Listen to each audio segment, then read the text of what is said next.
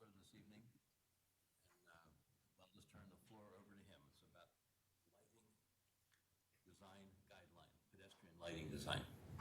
Larry, the floor is yours. Thank you, Mr. Chair. Richard.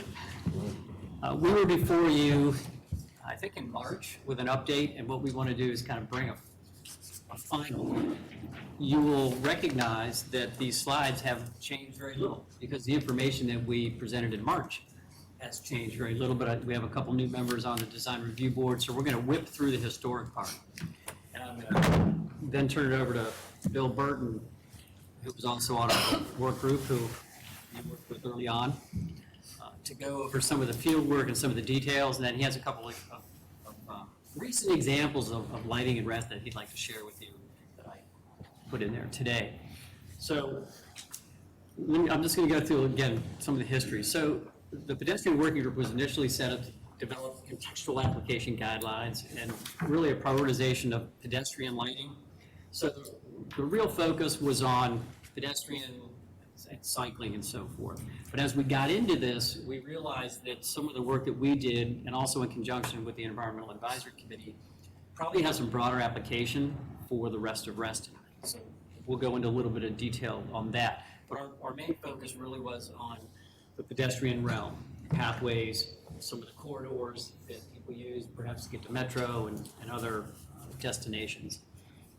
So the framework that we looked at was really these things. And again, I'm going to whip through these because you've seen it. You keep saying that, but I'm whipping. This is pretty fast.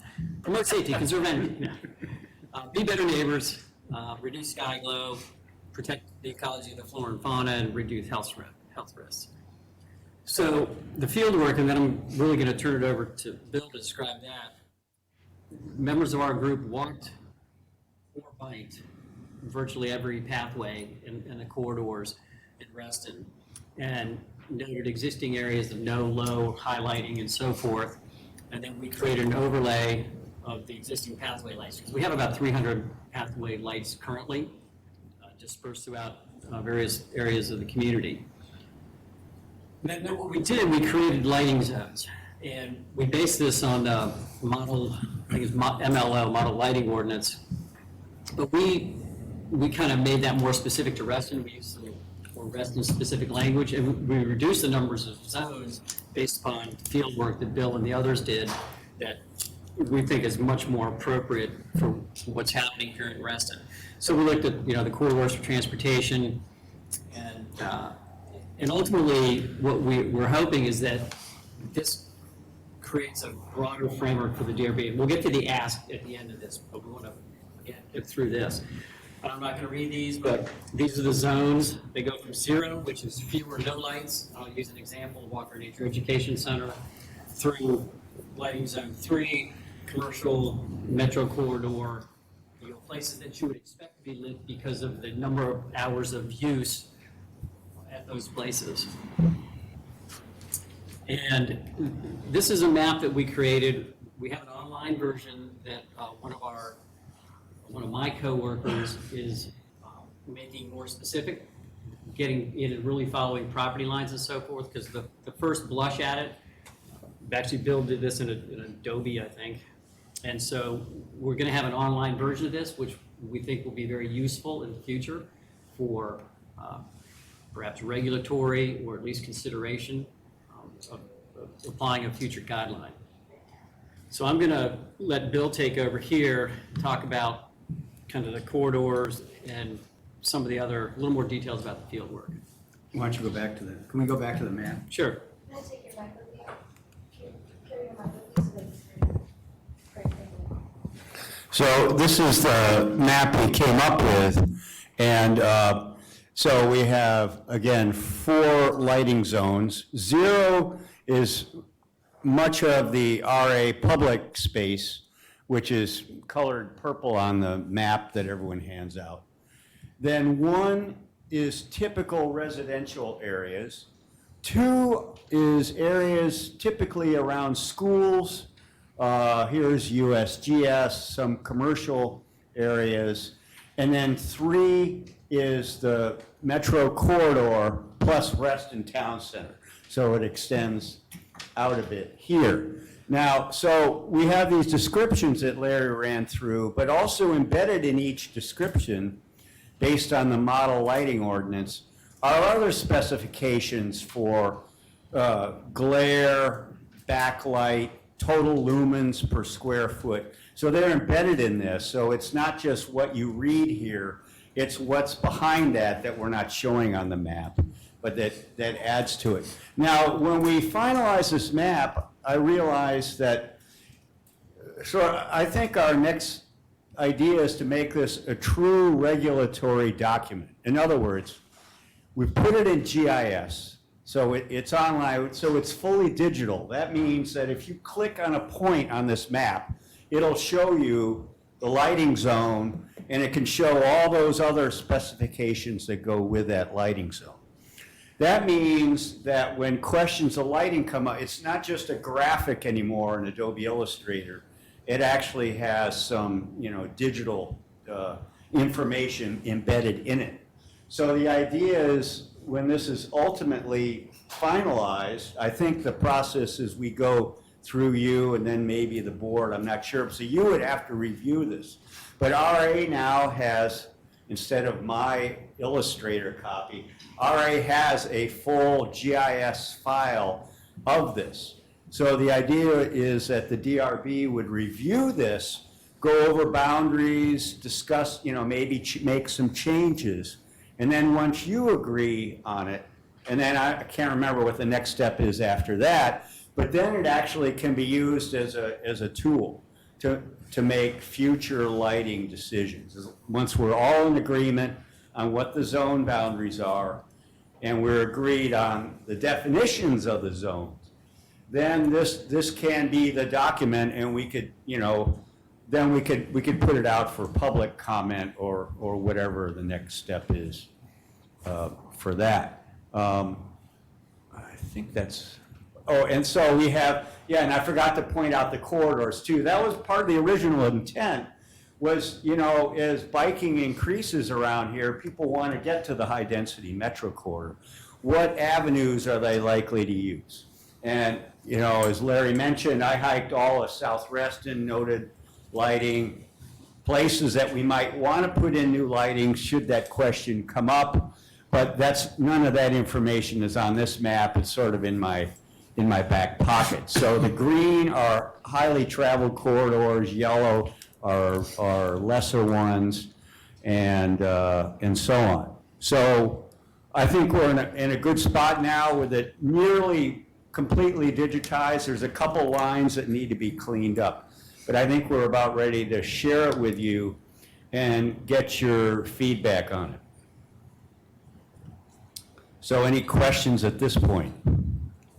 I guess the purpose of what we're trying to do here is to get together a little working group to see what we can do about turning this into design guidelines. Is that where we're going? Yes, correct. Okay. Yeah. And then that would go hand in hand with the working map, whatever you want to call it, that you're talking about, where you can click on it. Right. I'm not very computer literate, Yeah. so I appreciate what you're And the saying. advantage of having it all displayed on the map is, if we have a public comment period, I think this is pretty easy to understand, and I think the public will relate to the zone definitions. They should make sense. Again, you can review this and provide feedback so we come to a common agreement on what these zone definitions are. But then ultimately you take this, forward, to use as part of your regulatory. Right.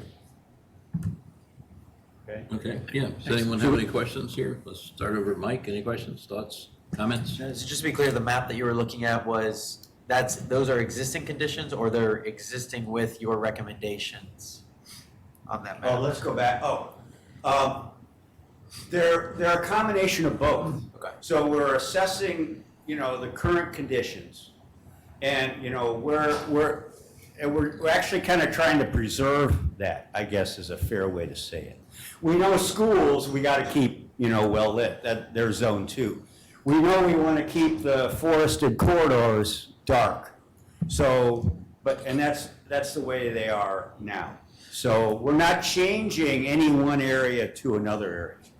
Okay. Okay. Yeah, I just was curious if, let's say, we have existing pathways, all the trails, most of them all have lights, you know, every, I don't know, 50 feet or so, right? There's a shoebox fixture. That's documented as zone 1 or low light, right? And that is the plan to keep that, not increasing it, you were saying, as the closer we get to closer to the metro station, does light increase on those pathways as there's higher density, or is I it? think, Is it still well, kinda we've spread out? identified, like in yellow, we've identified areas we think, and this is again where you'll come in.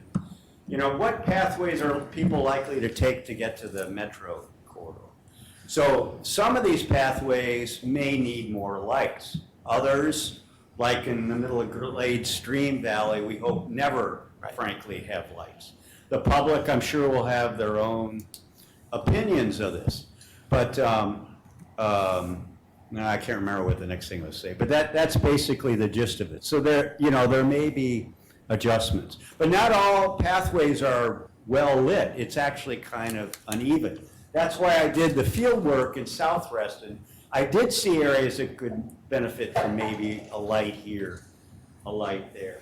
And that's The mo- documented on that map, or do you? No, That's no, on a I different can't, 'cause data I set. didn't want to raise hackles about, this is where I think light should go, because I'm just one person. I have that information, but I was thinking, if, a group of citizens down here say, we really want this more lit, down in South Reston, I've been there and I have some suggested locations if we need it, but that could be a case-by-case basis. Does that make sense? Yep, Okay. thank you. Some areas, now, we haven't discussed Hunter's Woods. This is a special area that is going to get increased lighting. That's already in the plans. But that's not necessarily going to apply to all pathway lighting in Reston. Again, I think it will be a case-by-case basis. So. Okay. Bruce? I recall the presentation the last time, and you had gone through the standard that you had adapted. I was just curious whether there's been any significant changes in your approach since we last talked. I would say no, that any changes are just in how we apply it, to Reston. But as far as the model lighting ordinance, I'm not aware of any changes. Now, well, I should backtrack. Obviously, the technology's changing. We have LEDs, so there are new things. In fact, thank you for bringing that up, because I'm actually not sure to what extent we've incorporated that yet. Well, I think we have, actually. The latest, we have maximum temperature for LED lights and so on. But I'm going to show you some actual violations here, in Reston to the county thing. I don't know if we're ready, We got after a couple these- more slides to get through, just some more background information. Can we finish going around up here real quick? Oh, I'm sorry. See if anybody has any. Oh, yeah, I'm sorry. I'm good. Ken just got here. Yeah. Charlie? No, I'm just, will this cover commercial property as a guideline? I know- Well, obviously, we don't have any, influence over that, I guess. at Well, least in for the metro instance, core. the area in front of Reston Community Center, they took out the original lighting and put in these horrid LEDs that are just Yeah. abusively bright. Yeah. And as a guideline, if this is a guideline, can we use it to say, you really shouldn't have put in such high temperature bright bulbs? I mean, is commercial property gonna fall under the? For one, the only thing that is true regulation now is the county lighting ordinance. Correct. So first, you check and see if it's violating the county ordinance. Then you have something to that. I can't tell you whether this will ever have, enough regulatory teeth to say you must remove that. I can't. If it's in DRB area, yes, I suppose, I don't know, like by commercial, I'm not sure exactly. Yeah, what I area. suspect anything in our purview, once we get a guideline together, would still be in our purview. Right. If it's a commercial area, so be it. Right. Yeah. And the violations I'm gonna show you are not, they're in the metro Okay.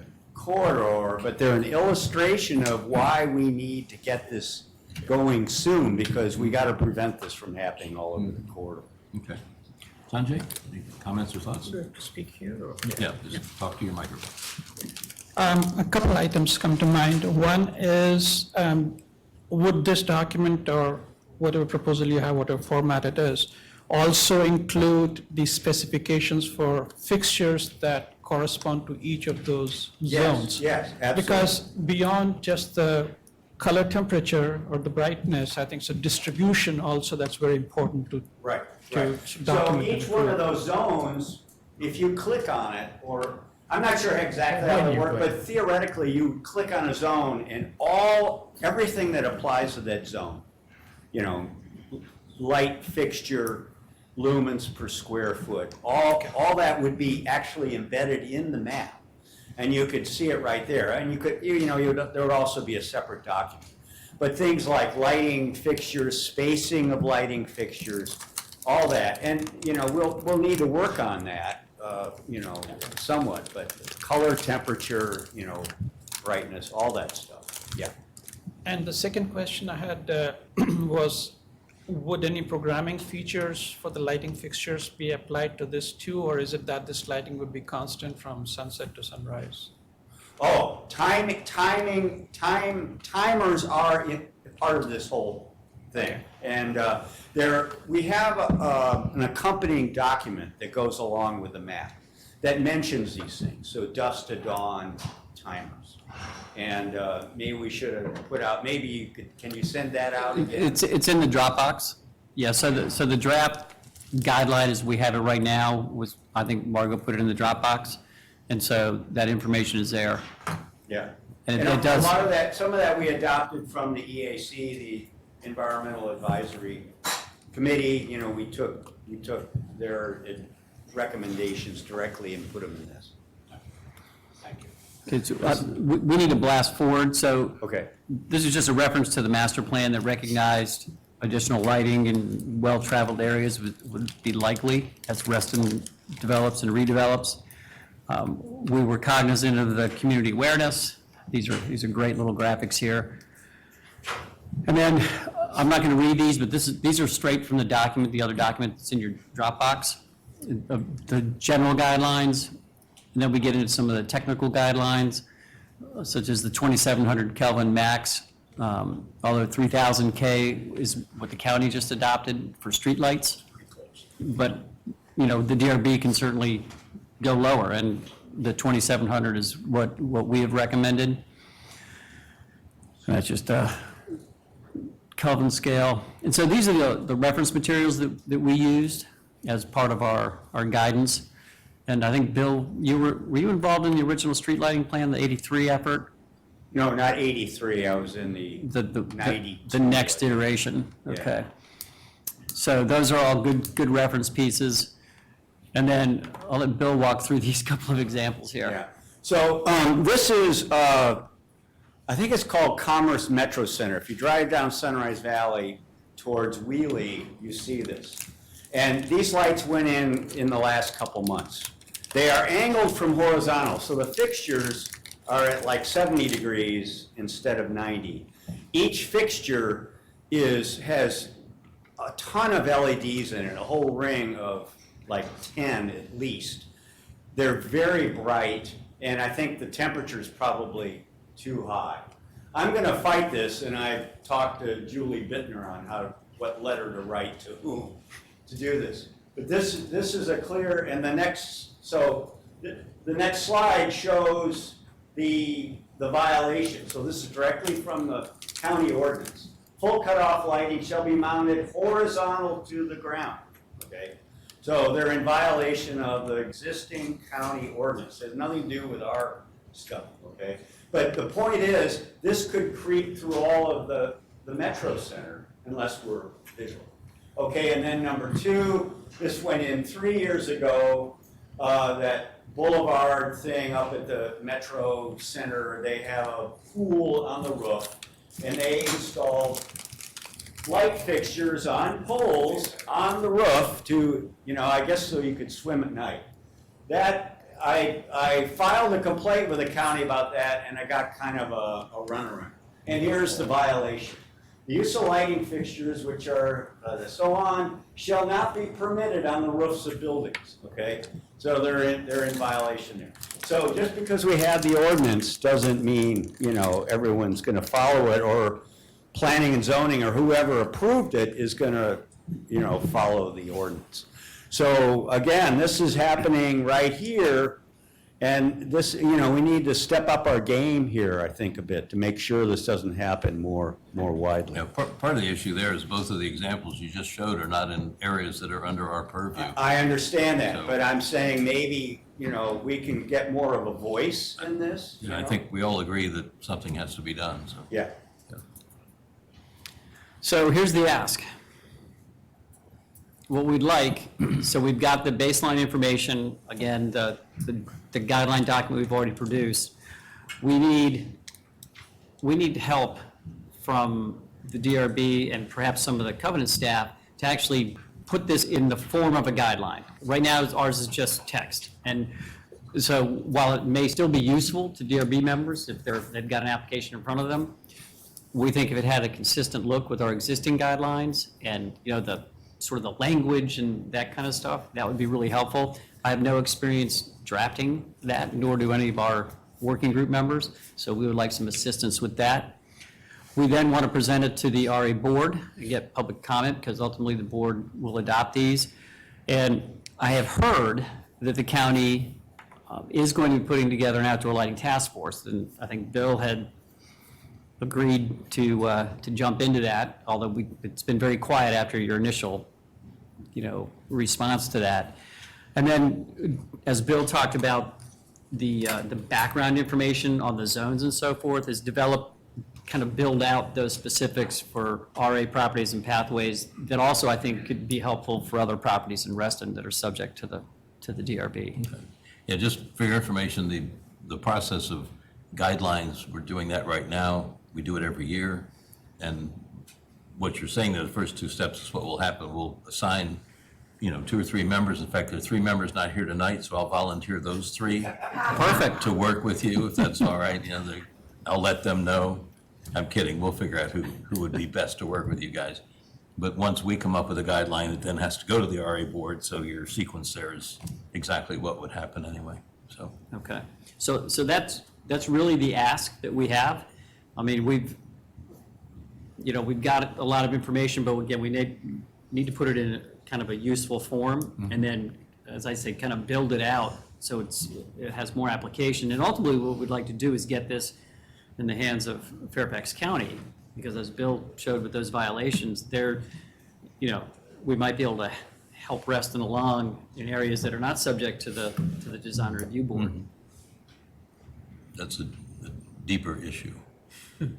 But I we'd understand, be all for it. That would be fine. but we got to start somewhere. Sure, no, I agree. You guys have done an incredible amount of work, as I think we said last time. I think we're at the point now where we can probably shake loose 2 or 3 people on this side of the table to work with you. Once we are all together at some point, we'll figure out who can volunteer. We'll contact you guys. Just make sure staff knows how to get in touch with you, and we'll go from there. I mean, there's no reason to sit and wait on this for months and months and months. We'll get right onto it. So you guys agree. are here on a timely manner. We're happy to review anything you want to pass by us. Okay, sounds good. Does anybody up here have any other questions or thoughts or anything? Okay, thank you all for coming. This is great. Thank you. Thanks for letting us talk. We'll take a 5-minute break and then start our regular meeting at 7 o'clock. All right, thanks for your time, and we await the appointment of the volunteers. Volunteers, yeah, right. Not here. All right.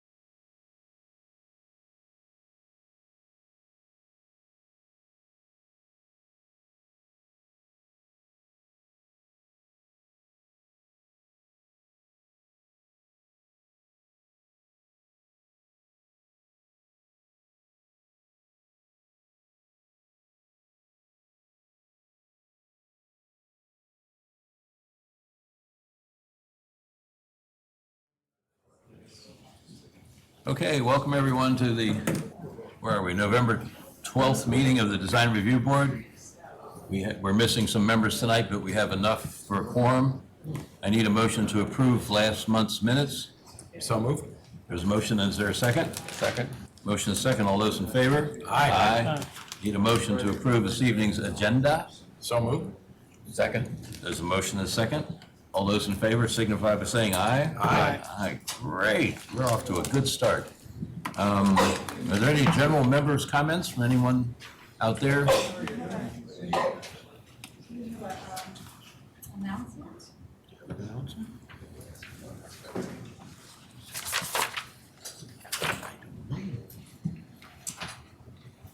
No, just announcing. Oh, that guy, oh, that. We have, I will make it one announcement or members' comments. We have a new member of the Design Review Board sitting here, and he's replacing Grace Peters, who left us in March. So Sanjay, welcome to the group, to the board. Welcome. Thank you, Richard, and thank you. We look forward to working with you guys. That was a lot of fun. Yeah. Okay, that said, we'll move on. The first item on the agenda is 11501 Maple Ridge, and several of us are missing tonight, but in this particular one also, Ken and myself both have to abstain and recuse ourselves from the discussion. So is the person who's seeking the appeal present? I'm representing the board of directors. Then come on up and have a seat, the floor is yours, and Ken and I will sort of shift over to the side. Charlie, you can run the meeting there. The appeal go first. Yeah, the applicant goes first. Okay. You want to please state your name for the record? Yes, hello, my name is Sean Joyner. I'm the president of the Board of Directors for the Hickory Cluster Association. Okay, and the reason for your appeal? The reason for the appeal? Yes. Because we oppose the design, But based on, based on the fact that it is not, the statement sent by Board Member Michael Smith clearly outlines our objection to the design as approved in the prior meeting. Do you want me to go through that again? No. There are two ways you can grant an appeal. One, he has to show that there's a guideline that was misapplied. right, Or there's new information. that's what I was. Just asking. Okay, so the question is do you have a guideline that was not followed for your cluster?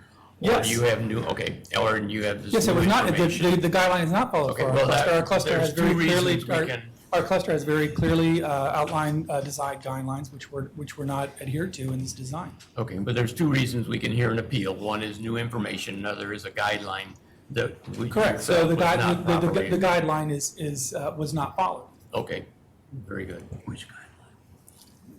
Excuse me, sir, are you recused or not? I'm recused. So please Allowed to But he vote. recuse can't- yourself. He's not allowed to Please vote. recuse yourself, Mr. Newland. I can't vote. He can't vote. So if I specific. would like to ask the assembled design review board to clearly state why Mr. Newland is recused from this meeting. Well, he was involved with the design. With the design, correct, Correct, okay, but- good, let's get that on the record. Okay, that's fine. Which specific of your guidelines do you, I mean, I've read through the, Have you consulted them? with him, no, but it's No, all. but have you consulted the Hickory cluster design requirements? We received a file with your full documents, which we have reviewed. And it was in your opinion that the design raising the height, No, wait, of the that's wall? not what I'm saying. what are you saying? We are somewhat familiar, we're asking you for the record, which specific guidelines that you are saying you were violated and you're appealing. Well, give me a minute and Okay. I'll produce them. That's fine. You have a separate file in your Dropbox. That says /walls, Right. design guidelines. I would like to invite a member of the Hickory Cluster Association, Michael Pross, to join me. Okay. Guys, we have a Hickory Cluster Association General Resolution Number 6, fence standards, which was approved by RADRB back in the late 90s. The specific issue here is that both the Hickory Cluster Association and Reston DRB must approve this, any design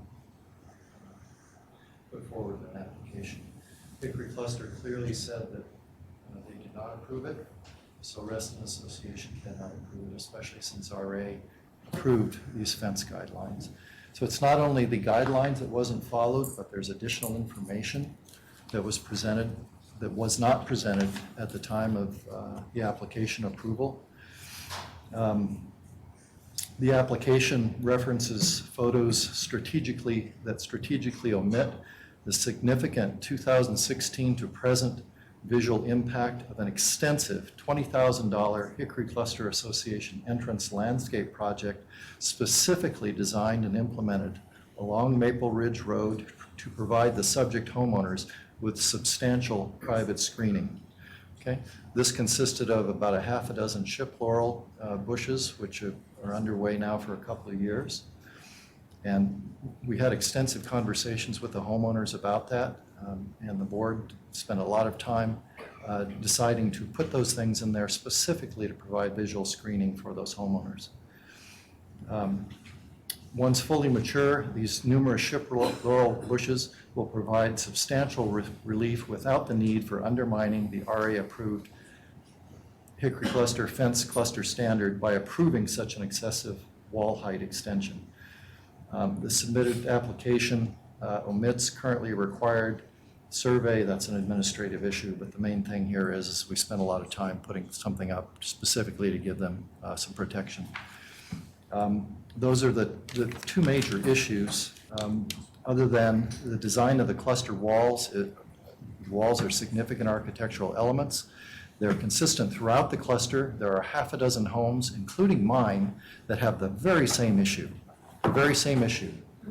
And we can point out that these are the photos that you have there. If you wouldn't mind scrolling through them, you have, these are the photos sent in the appeal. And you can see that the various heights of the walls are consistent in relation to the individual homes. While the wall heights may themselves vary, the sight lines are consistent throughout the entire neighborhood. Okay. This is a significant design by a significant architect, Charles Goodman, in one of the more iconic developments of Reston. Is the first or second development within Reston. And if the design as approved were to be fully approved by this full DRB, it will significantly impact the architectural integrity of Hickory Cluster. Okay, not having been on the panel, I was not here that evening, was the cluster represented at the time this was originally presented to a panel? I was not there. It's my, Is it in the meeting? Is it in the minutes from that meeting? I didn't. This would be a record that surely you would have. yeah, Okay. it's my I don't understanding that a understand the cluster, significance of that. it's my understanding that a cluster representative from the association was not here. Okay, doesn't And matter. for what reason, we do not know. All right. Do I have a motion to hear the appeal?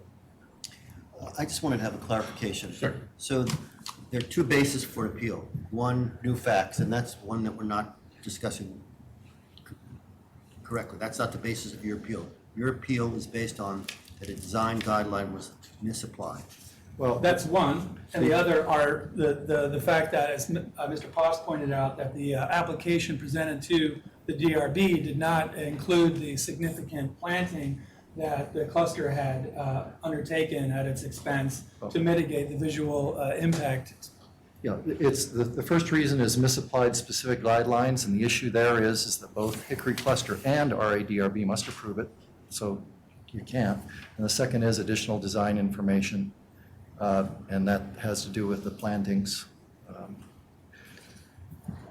You're proposing to raise the height of the wall by 2 feet, 32 inches, over 2 feet. 24. feet. Yeah, so I mean, the guideline you guys are saying misapplied is the 6 foot deviation, and that's from the rear yard, not from the surrounding terrain. That's basically the Correct. argument. And then the other guideline is Hickory and the DRB both must approve of it. Yes. So as soon as the cluster says no, fences can no longer be overridden by the DRB. Is that correct? Legal? Is that allowed, basically? DRB approved this guideline. If you didn't like it, you didn't have to approve it. The approved guideline, then yes, it's enforceable. You voluntarily subjected yourself to that. Okay. It's a cluster standard. Okay. Then I think I'm clear on, well, if we can vote I to have accept a the appeal. motion to- Yeah. Do I have a motion to, oh, go ahead, please. I don't know if I'm allowed to have a few words, but Well, we're accepting the appeal, and then once we accept the appeal, then you have to represent your application, basically, and then we all vote on it, if that makes sense.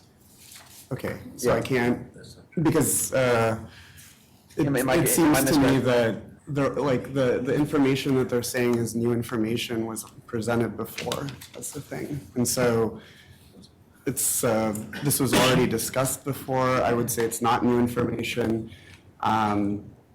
And in terms of the second point on the DRB guidelines, I would argue that because it's a cluster guideline, that's not a Reston guideline.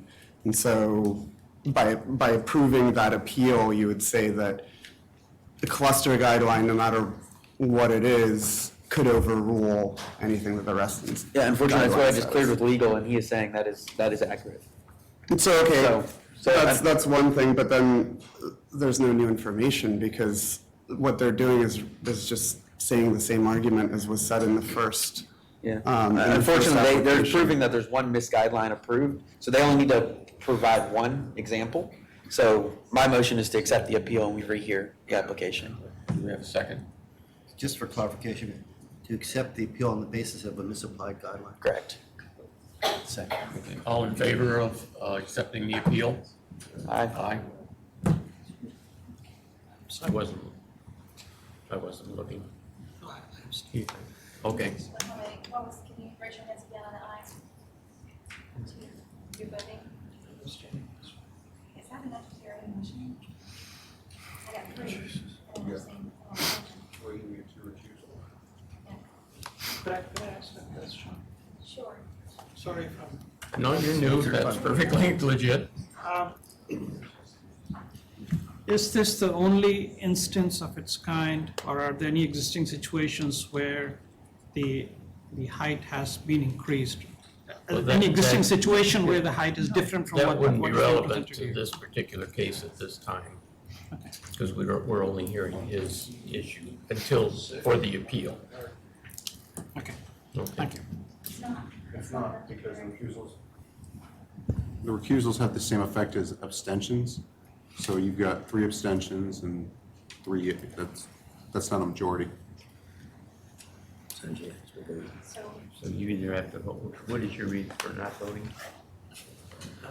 I need to understand this project a little more. It's just.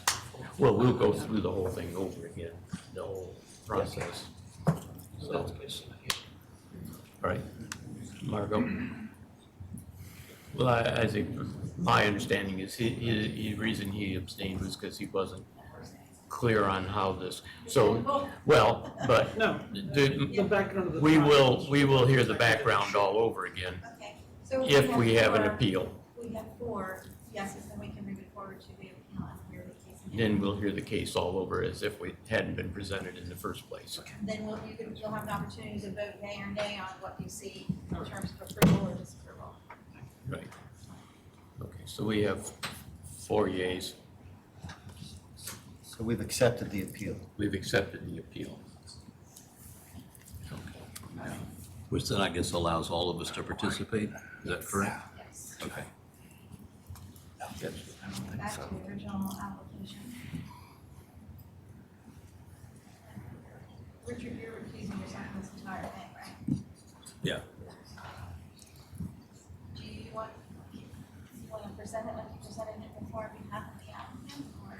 Yeah, I guess I can do that. I think You can, if you're it's, recusing yourself, yes. it's a pretty simple process here.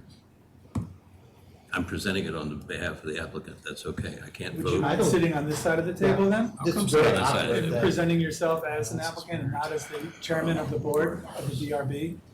Sure, because they have to work with you every week, so. No, it's very, no. We do our best to irritate you every week. I understand your position quite clearly. After 40 years. I've had to come out and sit out there. The applicant will. Okay, yeah, Ken's I'm on. running it now? Okay. We ran out of vice chairs. All right, happy to take over. Okay. All right, I mean, well, here's from the basically, applicant. it's a simple project. The gentleman to my left here is the son of the couple that lives in the house. They're an elderly couple. They've been there X number of years. I couldn't even tell you. 1996. 1996, okay? 23 years, or what, I can't do the math. In any event, the issue came up because if you look at the photograph up on the wall, the grading seems to be the biggest problem here because it creates, in my mind anyway, a bit of a hazardous situation that, as you can see where the grade is, the wall is roughly, we measured it in the field some time ago, is roughly at the lowest point about 20 inches above grade. From a building code point of view, that's a code infraction. Anything that falls more than 36 inches on another side has to have a railing or a wall height that gets you up to at least 36 or 42 inches. So anyone walking down there, a landscaper, whatever, you're faced with a 20-inch high wall. The grade continues on down to where at the corner it's about 30 inches and then it falls away to the left in that picture. And by the far corner, it's about 6 feet above the grade. That one issue was to correct that. The proposal included adding 3 rows of block to the top of the wall to be painted to match everything, to match all the other details in the entire cluster, and resolve what we considered, or the client considered, the applicant considered a dangerous situation. The second part of it was privacy within, because anyone walking along there looks right into their house and all the rooms that are on the downstairs. If it was a little bit higher, we'd give them a little more privacy. That said, across the street, when you come into the cluster, this house is on your left. You see the wall. There's some bushes in front of it now. On your right-hand side, there's a house that has a similar situation, and we went over and measured that wall, and the wall there, and I think somewhere in here we might even have a picture of it, the wall there was considerably taller than what is being allowed in the cluster according to their guideline, their cluster standard. I have a And photo on my phone, but it's not visible. yeah, Sorry. and it's roughly 6 feet tall, what have you. So there are other instances in the cluster where there are taller walls. It only occurs where there's a grade issue. In this case, the grade issue is what fostered this desire to raise the height of the wall, so it wasn't the dangerous situation of a 20-foot high wall, 20-inch high wall on one side and a 6-foot drop on the other. As far as the standards go, I think they raised that question.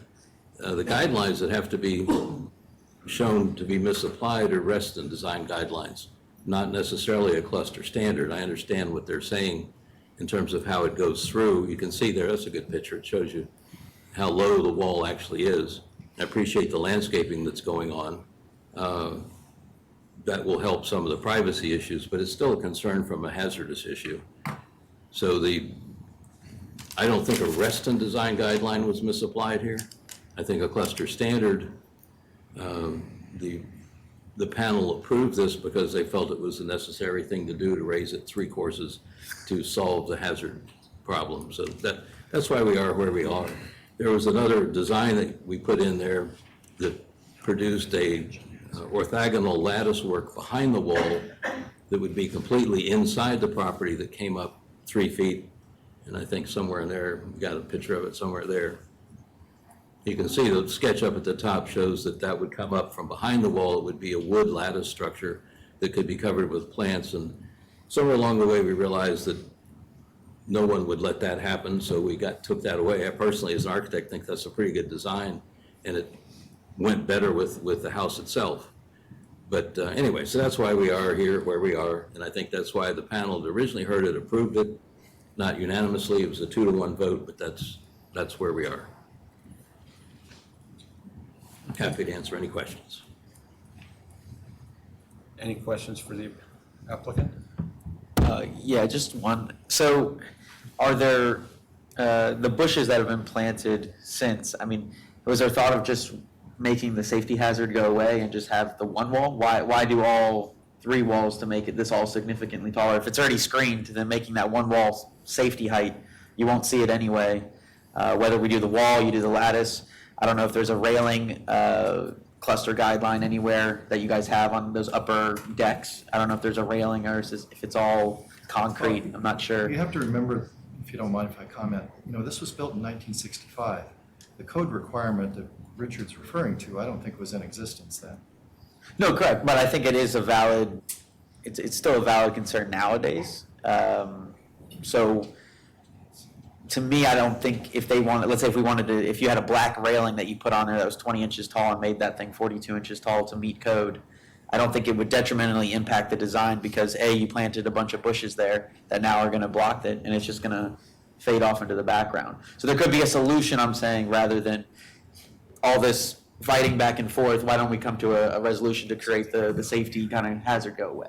It's kind of I do have a small comment on the bushes, though. I don't live there, my parents do, but I can say what, kind of their comments are. In terms of the bushes, it's like they're kind of spaced out, like you can see very clearly. So I don't think, in terms of privacy, it's like a complete solution, at least from the view of my parents. Yeah, I mean, I think unfortunately when you buy a Charles Goodman home, you're not getting privacy. I think that's something you have to accept. I mean, you walk on those back trails, you see into those beautiful homes and you can see them eating dinner. Unfortunately, that's the nature of the architecture. So privacy, I'm not too worried about. It's the safety. I do think that is a valid concern because somebody could be walking through there late at night and then all of a sudden just topple over and then all of a sudden it's that homeowner's liability. So to me, I think if there's a solution we could come up with, I don't know if the wall all the way around is the right solution. But I think there might be a way that we can come Keep in to a mind, this solution. image you're looking at is the bootleg landscape that the homeowner put in that was removed. That's not the current This is not landscaping. the current landscaping. And to your point, I think you made an excellent point about privacy and about Goodman homes. We all live in them, and they are these very large windows. There are certain ones that have no fencing in the back whatsoever, and to your point, people can see right in there anyway. And to your other point about whether there could be some, from a hazard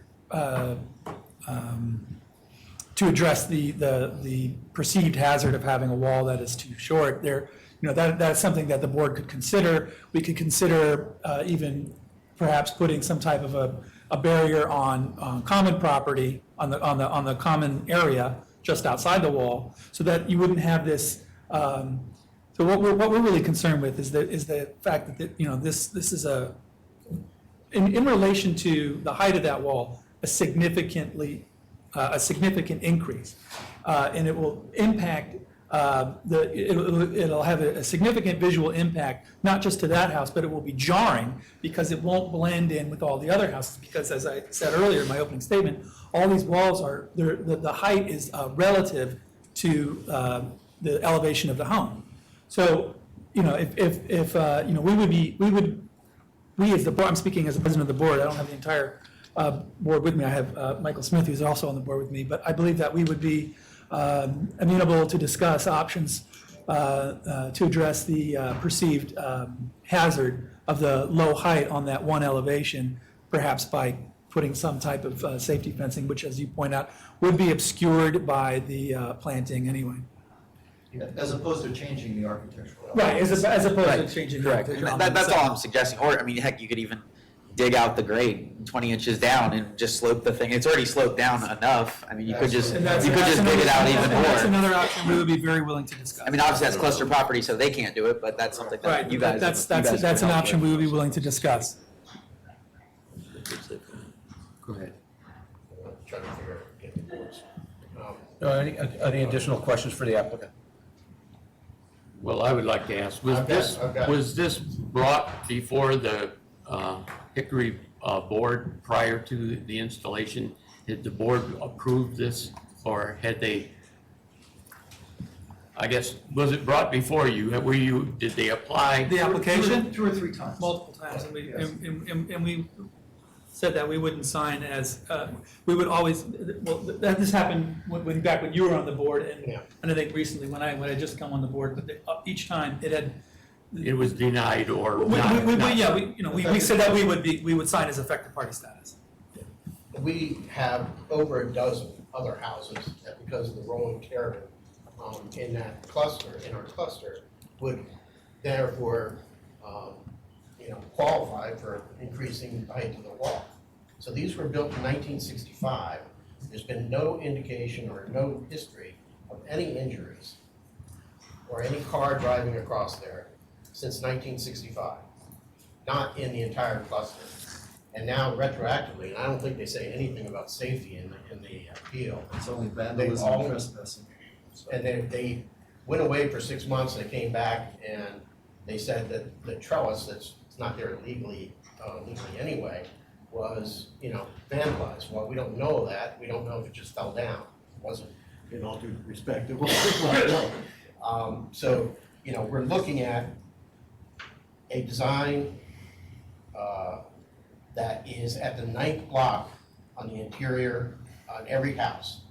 It's standard. Now, the tearing outside changes, but you're basically opening up the door. How can you refuse anybody if you accept this? It's a basic, if we even paint our wall the wrong color, we're cited. And, because of the color codes. We, as a cluster, have a right to have our standards. And, basically, they've been there, we've done everything we could. We met with them constantly, multiple times. Michael did, and in the landscaping, when we were putting together landscaping.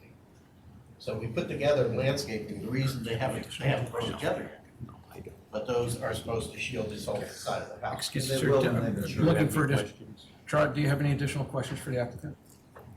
Son? Sure, I think the question I have is, looking at this picture and the location of this particular wall, it clearly seems to me to be a safety issue.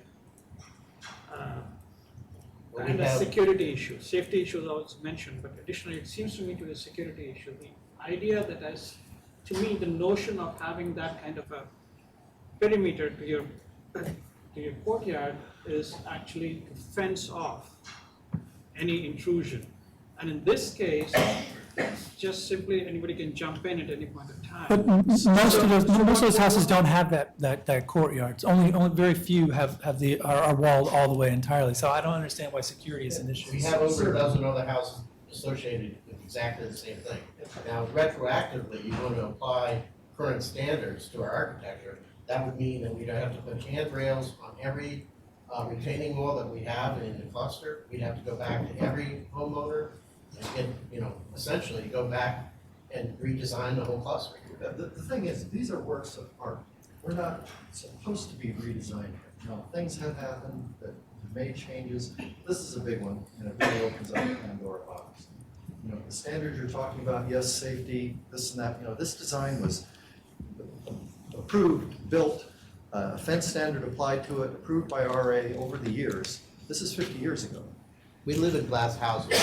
Security is not, seriously, you could come into any of our houses, either through awning or panes of glass, and, actually, we've had very little of that over the years.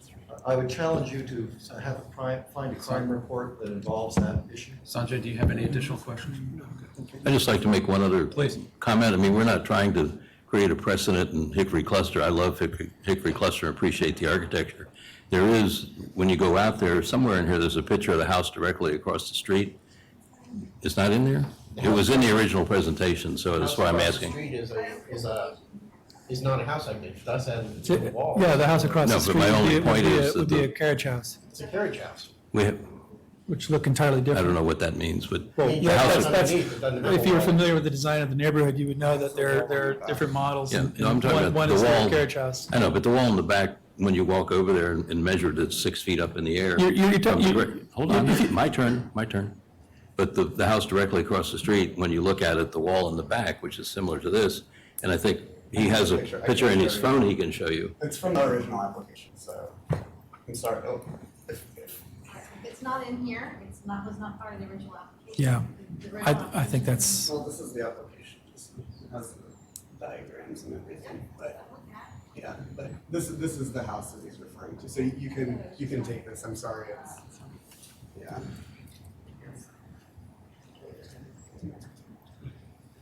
But those carriage houses don't have lower patios, they just, that terrain, that wall is more than likely 6 feet off of the terrain, correct? That meets the guideline from their inside of their yard, from the inside of their yard. yeah, I mean, It just so happens the terrain on that side is not as high as it is on this. I Correct. mean, this theoretically is basically like a basement. On some of them, And they're- Correct. the fence is walkout. acting like a retaining wall. it's subgrade, yeah, that, the bottom level there would be partially below grade, yes.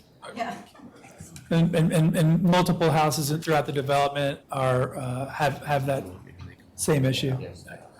But you know, the houses throughout Hickory Cluster, the back yards of them, or the back gardens, the standard varies. You may have cinder block, you may have planting, you may have wood, you may also have nothing. And there are plenty that have nothing. So I think we should completely discount security as an issue. It's not really an issue, it's not in the original application, and throughout the entire neighborhood, it's not consistent. And if somebody perceives it as a security issue, they don't buy the house. They are again, last house. Can I just, just a quick question, would it be, the second design that got proposed was an interior lattice work that didn't touch the outside wall at all? Is that something that could be considered by the cluster? We looked at that, and I was very. Yeah, it's Stunningly it would be designed. jarring visually. Yeah, and Richard, I don't understand how that would impact the safety issue that you brought up. It would still come up to the height, it would come 30 inches above the height of the wall. Hey, Margot, can you go back to the picture that shows the design with the lattice? It sits behind the wall, it would be wood that would just, there, right there. There was behind the wall itself, and inside their backyard, you'd have this lattice that would be, so you wouldn't see the wall being taller, you just see the lattice behind the wall. Richard, another option that some people have adopted is to plant inside their wall. They have bushes that exceed the 6-foot height. It's a viable option that does not change the original architectural element. You said that we're not allowed to do that. So some people are allowed it, some people are not allowed. Folks, I'd like to aim the conversation this way, if we possibly, we're looking at additional elevations.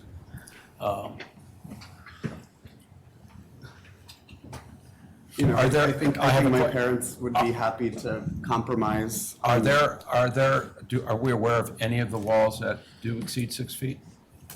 No. No. The answer, are you aware? Am I aware? I'm not aware. I would qualify that is they may exceed 6 feet from the outside. From the grade. Because of the grade, if the grade drops outside their house. But the standard is from the inside, But correct? within the. That's my understanding. Correct. Okay. Exactly. Correct. Looks like it's over 6 feet. Yeah, but that's from the outside. But from the inside of the yard, it would not be. Comes up the. And it looks like they're all consistently, I don't know, maybe it's about 24 inches down from that cross beam, that kind of cross. Correct, and that's our big concern. It covers the ninth of cinder block on the house, on every house in the cluster. So I have a question for staff. So I mean, obviously I don't speak for the whole board, but since this has been appealed, you said this was the first appeal or the second appeal? It's the first, Okay, so if we say, I request them Defer to, not defer it, but to basically request them to resubmit a different design or something like that? Either disapprove. Right, disapprove and then, Defer it for the opportunity for the two parties to get together and come up with an alternate design. right, And bring it back as a new application. it would be a whole new application though. This application would die, Make sense, Tony? Okay. yeah. I mean, can I make a motion? Is that, you guys, is there any other questions? Any other questions? No.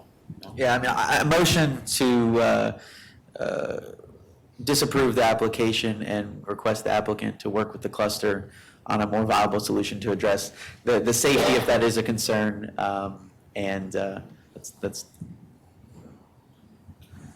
I'll second that motion. Any additional questions, discussion? Question?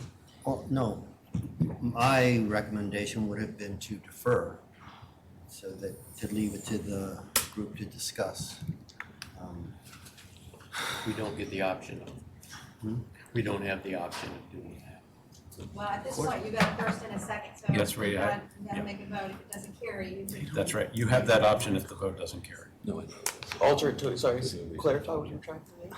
Or the We- amendment. Yeah. Yes, that's right. Yeah, you Well, can, I could amend my motion, so what are you The- suggesting? The discussion was, there's two directions. To defer, which means we're not taking action, and we're recommending that the two sides work out a solution. That the board has been clear that they're willing to work on a workable solution. The difference in my mind is it leaves to be decided. If they can't decide among themselves, we don't waste another application, and we just come back in and we deal with the current application. My point is, have a discussion on timeline as well. Do you want that to come back to the full board meeting in January or next meeting? Yeah, I mean, We're talking about an amendment. Go ahead, Yeah. Tony. The way I see it is one of two courses, and perhaps I wasn't clear. If you defer it, you're essentially just kicking it down and saying, guys, have a discussion and see if you can get on the same page. If you do what you're doing in your own motion, you are killing this application and saying, come back or don't, but this matter is done. So What do you want to do? I guess my question is, can you drastically change an application during a deferment? I mean, what's the difference of a new application versus? Yes, if it's a new application, it has to have new information. So we wouldn't be looking at the exact same application, would be the point of it. So I guess that's my point, is what's the point of deferment if it's gonna be a whole new solution? It wouldn't be, right? Yeah, so I guess I would stick with what I have at the moment. I'll stick with the second. Okay. Any further discussion? Am I allowed to vote as well? Yes. Okay. Then all those in favor of the motion as stated, please signify by stating aye. Aye. Yeah, 3 yes. And the motion carries. Thank you. you still go through the. Anybody opposed? What was the motion to defer? No, to say no. Anybody abstaining? It's denied. It's denied. All right. Thank you. And you get a copy of it. Thank you.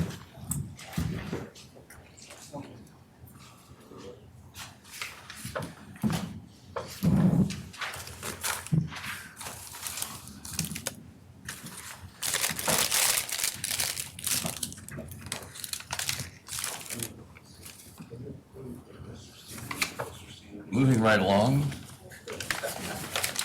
I gather the second item, the Indian Ridge Road, we don't have enough members here to deal with that. Is that correct? Is the applicant here? Yeah, okay.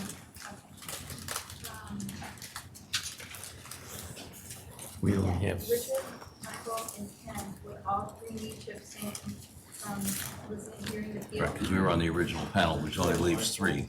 Yeah, so we don't have enough, we don't have a quorum enough to to establish. to hear your thing this time. There's still warrant purposes. Yeah, okay, well, we would. Well, that's what we were have asking. 3 people to hear the appeal. Is the appeal person But you here? can't Because you're grant the the applicant, right? I'm the applicant. I don't think the appeal is, are they here? I don't see the appealer here to state their appeal. Oh, the cluster's not here?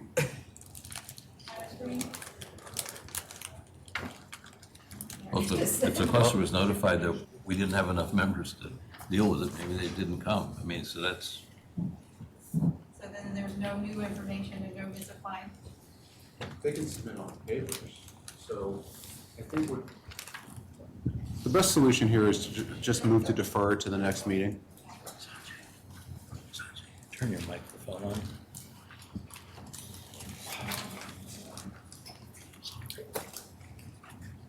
So, one will, then it won't be till January. so I guess since the applicant, the appellant isn't The here. appellant, yeah, the affected party was the party that appealed, and they're not present to present their application, so I don't see how we could hear it again.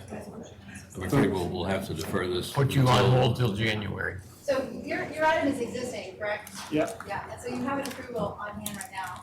Okay. So we'll give them an opportunity to come back to a full board meeting when they're available to present the application for the appeal. Okay, so. All right, it's the best we can do. We can offer you a snack. That's all we got. Like a pretzel. That's right. Okay.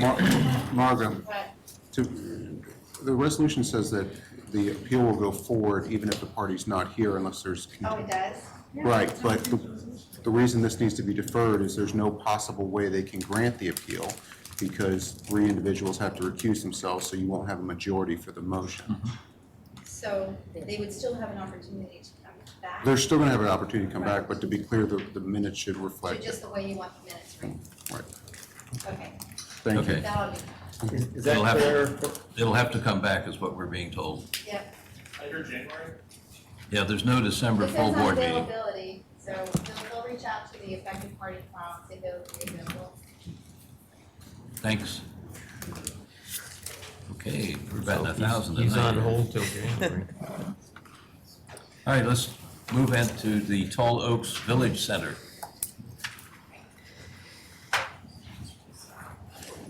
Careful, there are wires all over the place. Yeah, what's going on here? More pretty pictures, all right. Thank you.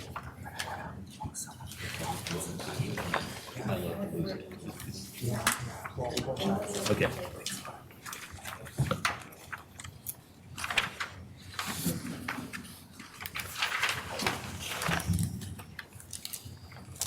Okay, the floor is yours. Good evening.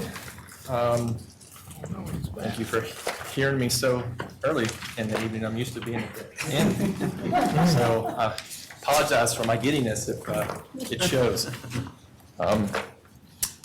Just a brief history. We came in last time for an application for a temporary for sale and temporary leasing signs, Tall Oaks Village Center.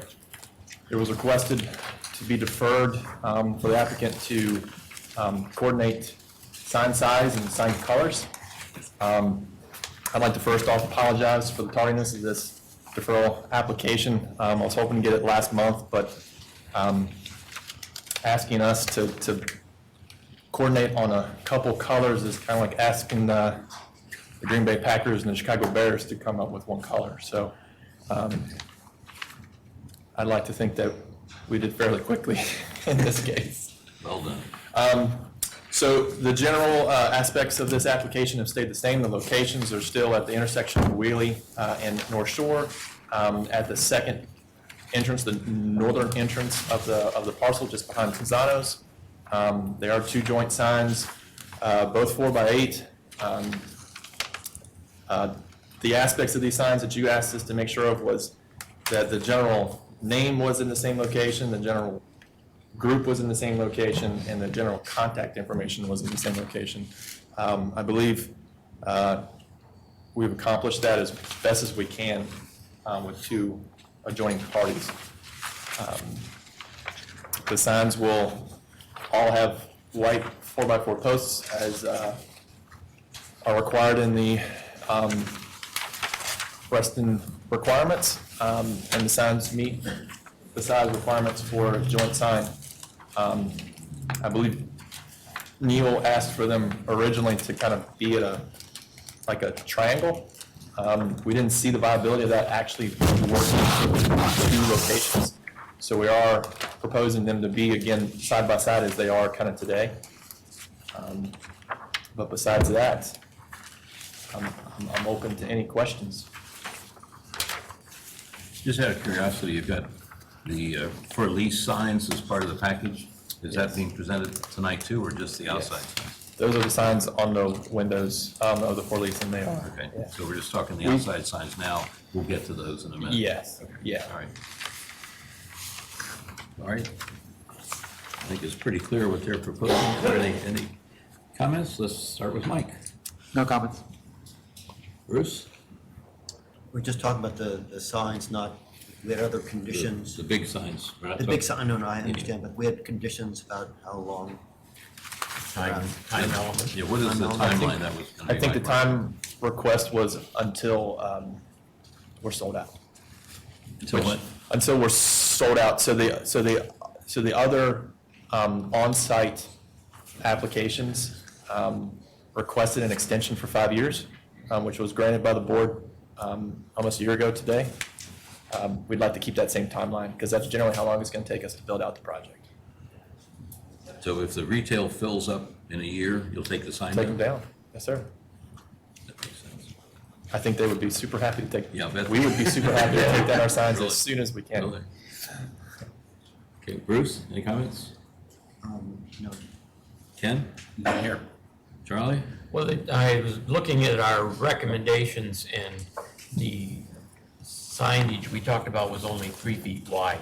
And I noticed these are 4 feet on our original recommendation back to the, I can- So as far as that request, so the original temporary signage that the board approved for Van Meter a couple years ago had the 3 by, I believe, 8 or 3 by 6. We tried to mirror that in the first application. Neil kind of pointed us towards the guidelines that you've already established was the 4 by 8. So we just matched what was there. All right. Okay. Sanjay? Do you have any thoughts on how the sign would look when you put additional information on it? 5 left, 4 more to go, last chance, all of that stuff? they would have to come to us first. If we were to modify the sign, yeah, I believe that it would require us to come back for your approval. Right. I believe what you're referring to is like the little stickers, like the Yeah, sold all sticker kind or of like last New chance information stickers. that you put on the sign. That's actually a good point. I mean, if reasonable, might be something that we could add to the application that it would go on top of the sign as opposed to a sticker across it. So like an additional 8 inches on top, if that event ever happens to say sold out or last one remaining or however it comes, but. You I'll would let guys reapply decide. for that at the We time. could. We're talking 3 years from now probably or so, and then Hopefully not too long, right? hopefully not too long, yeah. If it's sold out, you can take it down, so. That's generally the thought, yeah. I think the only thing before us are those 2 signs, so anything you add to them later on is going We to come can, back. we can modify that. I have a concern with them.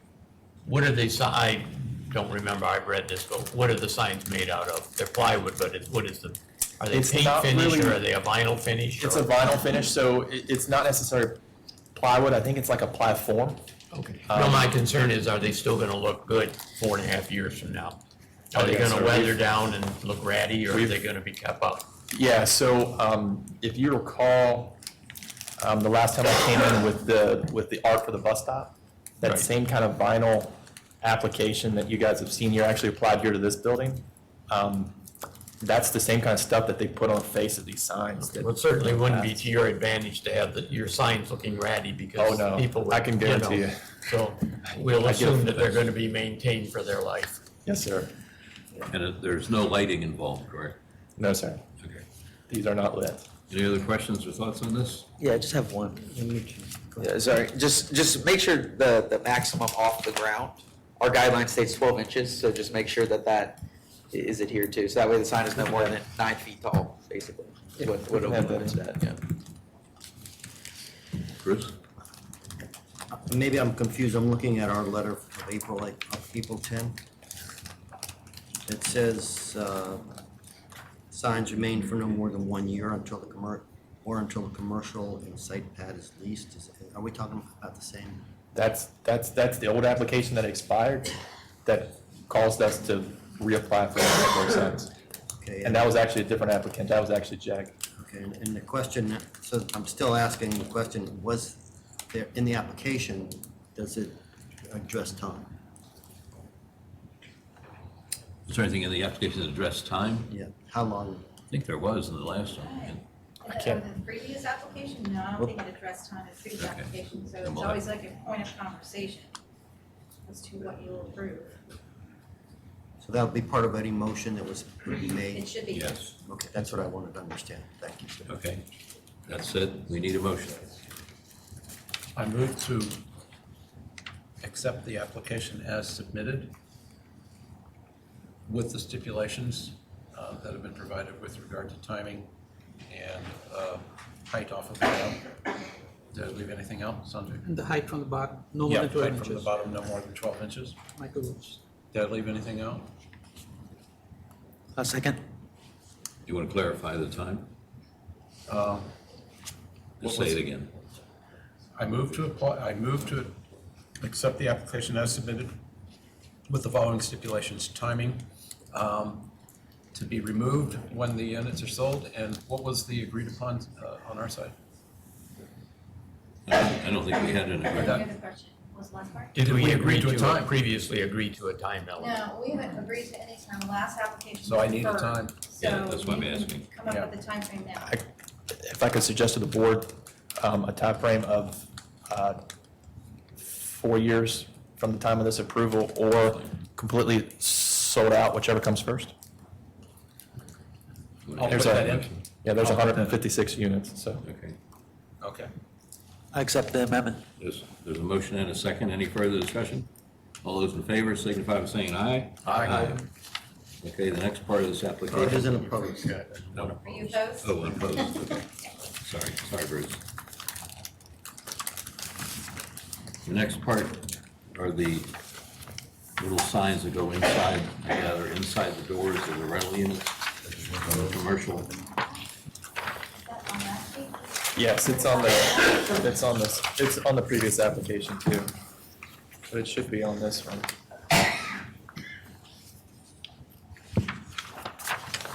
Yeah. Keep on scrolling down. It's the one that's really busy. There you go.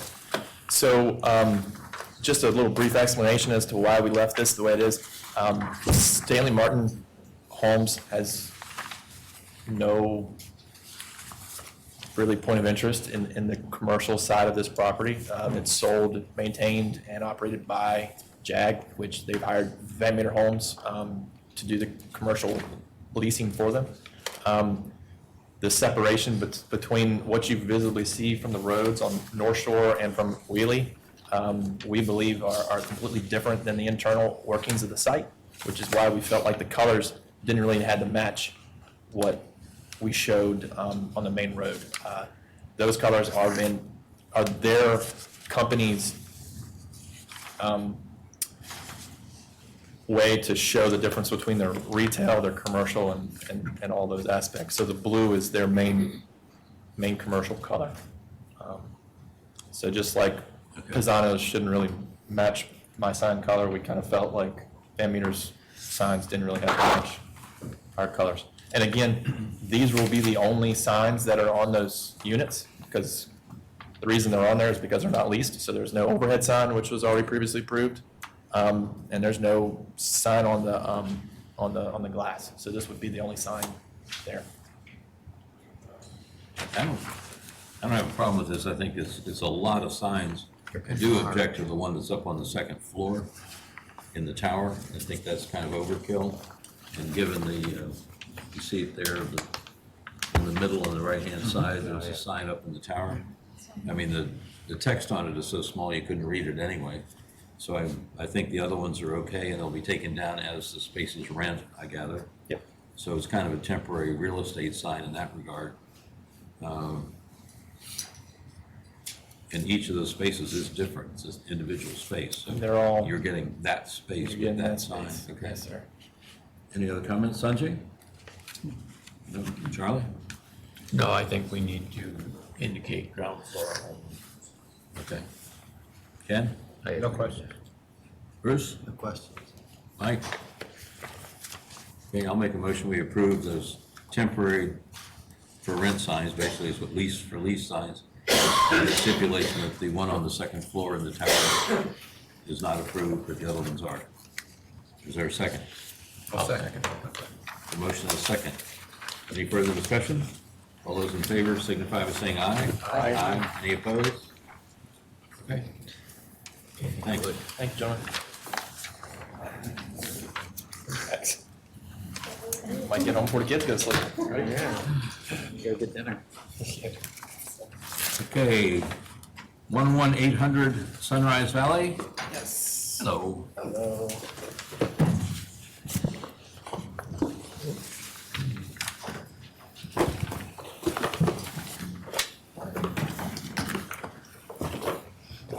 just do quick introductions. I'm David Schneider with Holland & Knight. I'm joined by, on this side, John Chesley with American Real Estate Partners, the owner of the building. And we have Bob Kausthaler with Altruista, the tenant seeking the sign. Altruista is doubling down on their investment in Reston. They lease a whole floor of the building and are doubling that to now a second floor of the building. And like their presence known with a sign, there is an approved sign plan for the building and for Reston Heights that DRB approved with the JBG, who then sold the building to American Real Estate Partners. I watched last month's hearing and I heard the discussion on the Reston Kebab sign, and as Ms. Roseberry said, there's a lot of flexibility in the plan with regard to the retail signage and where. This sign is different because this specific sign area was approved. The plan states the location of the existing sign on the east ground floor of the existing office buildings to remain as allowable signage area limited to 30 square feet. That's the Fran Connect sign that it's referring to. And this sign is going right where the Fran Connect sign was. What we've done, and I have a copy if anyone needs to see it, is Altruista's logo is trademarked. Great. And what we've done is taken their trademarked logo and scaled it to fit within a sign area as measured by the zoning ordinance to be 30 square feet in sign area. So it's a unique architecture of the building that it gives us a nice, platform there gives us a nice canvas to put the sign, and we think it fits well, and it's an approved sign area with 30 square feet allowed, and that's what we're provided. So happy to answer any questions. Okay. Mike, any questions? Yeah, the only question I had is, what is I was trying to read the plan, is the side of the letters are white? Or are they the color of the front? And white at night, the color during the day. They're colored during the day, white at night. White at night. How do they do that? Perforated, They got those. perforated bond. Oh, okay, all right. That's all my question. I was just confused what that meant, because it was saying letter interiors painted with white light enhancing paint. I didn't know what that was. Hey, Bruce? Good, thank you. Ken? I'm fine, thank you. Charlie? Were the existing sign illuminated? Yes. I probably would have driven by it 100 times, and not have noticed. I was just curious. Sanjay? No question. Okay, I don't have any questions either. Is there a motion? I'll make a motion that we accept the application as submitted. I'll second. There's a motion and a second. Any further discussion? All those in favor signify by saying aye. Aye. Any opposed? Okay, thank you, gentlemen. Thank you very much.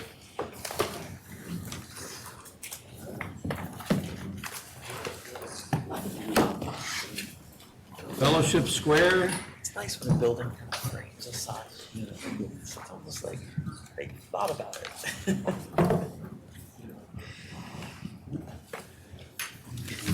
Good evening. Hello. Suzanne Welch for the applicant and Megan Keel with Goodman Parker. We do have hard copies if anyone wants them, or we can just look at what's on the screen at your choice. I'll take a hard copy. Okay. All right, so we are here with the public art element for our project. And my understanding, it goes before DRB in part because the art committee wants the element on the building, so it impacts the building. For a little bit of background of those who may not be familiar with our project, we have, I believe it's 5 approvals thus far.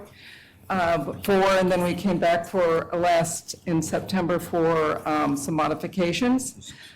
For the Public Art Committee, we had 1 meeting with Ann Delaney and then 2 more with the committee after that. 1 to get their guidance and then 1 to make the revisions and show it to them. And what we're showing to you, they have approved. And I asked her to contact Margot to let her know that they had approved it. It may be best to show you the elevation that they ask us to produce so I can describe this. I think it's more descriptive. They had options of asking us to do a freestanding art element somewhere on our site, and they felt like that looked all tacked on. It would look like a tacked on art piece, and they really like the idea of the garage screen, the one you all selected. But having it wrap around the base of the terrace as if it's an art element, so it connects. It's not just over the openings, it would just be connecting, and they ask us to wrap it around so it dives into the wall. They were also asking us, there were some trees that were to be going in front of the screen, and they're asking us to work with Urban Forestry, I believe is the name of the agency, to move those to another place on our site so that it would not block the screen.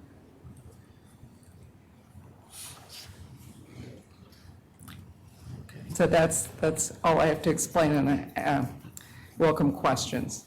Okay, my only concern would be the loss of the trees. Is part of what we're looking for there was more of a buffer, and it gets pretty close to the sidewalk, so I would be hesitant to approve the removal of the trees. I mean, it's a pretty screen. I like the screen. I think the screen's fine, but it's supposed to be background. It's not supposed to be canvas art. So I think having a tree or two in front of it is important, because that's what we were looking for originally. Is why we had trees put there. But that's, let's see if anyone else has a comment. Well, if I can comment on one of the trees, because it's the one, it is, you see there's a little brick area. There's a water room that is there now where we had to put a brick in because no one wants to stare at a water room. But there is a tree there that was at that location, and we would be happy to put that tree back at the location. If you see where it is, it's on the right side where the screen dives back. That's in the plan, and we're happy to put that one back. Were there a string of trees across there? I just don't know. No, there were not a string. There were only three. There's It's a pretty small the strip. two on the other, four, the three on the other end, and there was one on this end where that So the brick three is. trees have been taken out? No, we've only moved one, which is the one where the little, can I point? What do you see? Yeah, you go point. It was just right there. There was one tree there that's So the whole moved. thing All was- the rest The whole are, thing was exposed before. right. Maybe we should add some trees. Now you're getting in trouble. I know. Now you're getting in trouble because we have all these approvals already. All right. You've Including satisfied my yours. curiosity. All right, let's see if there are any other comments. Mike? Yeah, the only comment I had is, and I went back to page 23 of the PDF, is that the original windows and railings and everything were supposed to be a bronze finish, and this is called out as a bronze, but it's sure as heck showing up a lot more copper in that rendering. And if you kind of zoom in on that one, Margot, there's the bronze. It's it's a much darker brownish bronze, and then the renderings we're looking at tonight are very copper looking. It's supposed to be bronze. It may just be how the Revit model.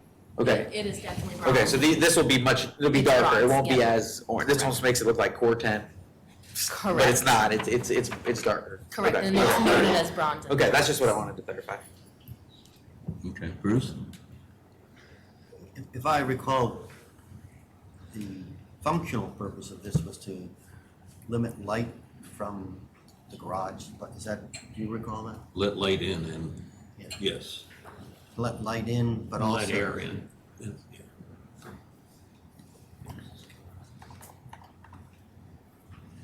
At the time, I thought we were concerned about lighting from cars and other things hitting, because I thought it was light coming out as opposed to light coming. Did I not recall that? No, you're recalling that correctly, which is why we have this diffuser Acrylic panel. Okay, that's. to diffuse what light there is in the garage. I wasn't sure whether the acrylic panel was part of the design. It will be behind the screen. All right, thank you. One of the original discussion, I think, was that the floor of the garage is quite a bit down where the headlights don't really, you'll get glow, but not intense headlights, I think. We hope. Ken? No questions. Charlie? No, my only comment was originally we discussed these having to set so far from the building that you could see around the ends. I think this is a much nicer solution, that they look like they belong and aren't just tacked on there. So I think that's an improvement. That's all. Good. Sanjay? Is that white concrete above this, is that an existing white color? None of this is existing. Oh, none of it is. It's all not only really building. white. So I really think that white color may probably look better. Instead of white, we have the same tone as on the wall or the band next to it, that same tone. Yeah, but it's not really white, it's not one of our, we came last September for the color changes, so it would have to be one of the colors, right, Megan? As I recall, it's the beige color, it's not white. It's not white. Correct, I believe it's called sailcloth. Because I see a contrast between the band that's I right think next they- to it whoever did versus the the. drawings didn't put the right colors. I think we just put a caveat saying extend that same color. over. Unfortunately, tonight, we're only looking at the screen. That already's been approved. Yeah, and it is the green color. We are aware we have to work within the approved colors. Yeah. Even though what may present as Yeah.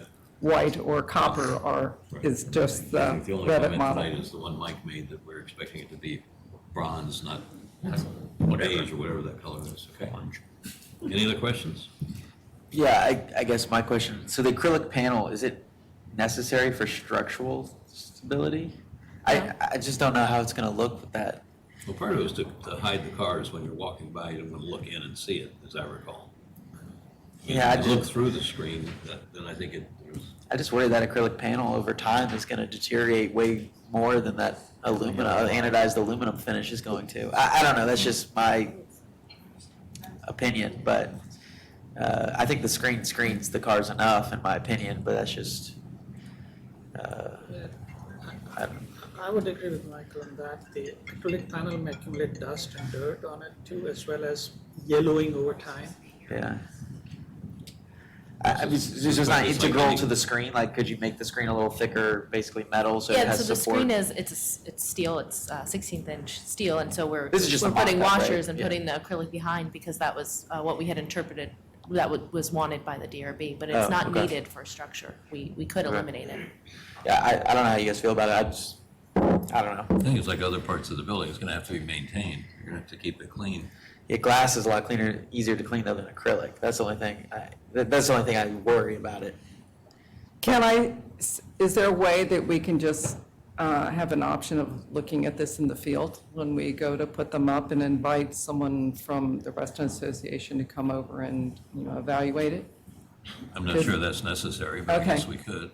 Because it may be that the light coming out isn't impacted by having, it doesn't make a difference. So we're putting something up that's more costly to maintain, that there may be issues about it deteriorating faster than the screen, the actual metal screen.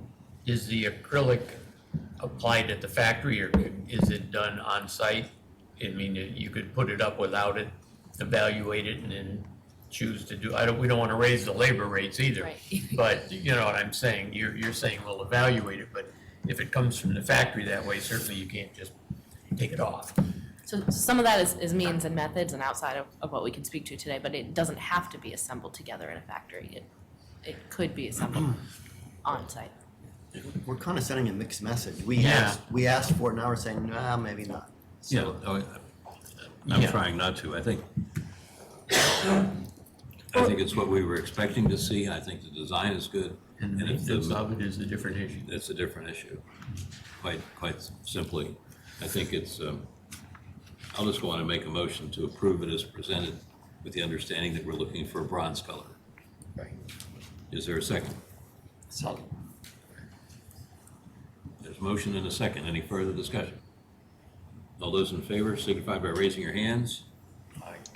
Okay, there you go. Thank you very much. Thank you. Does that mean we don't get to see you again? No, you won't. Not on this project. Oh, come on, we'll think of something. And last but not least, Reston Town Center North.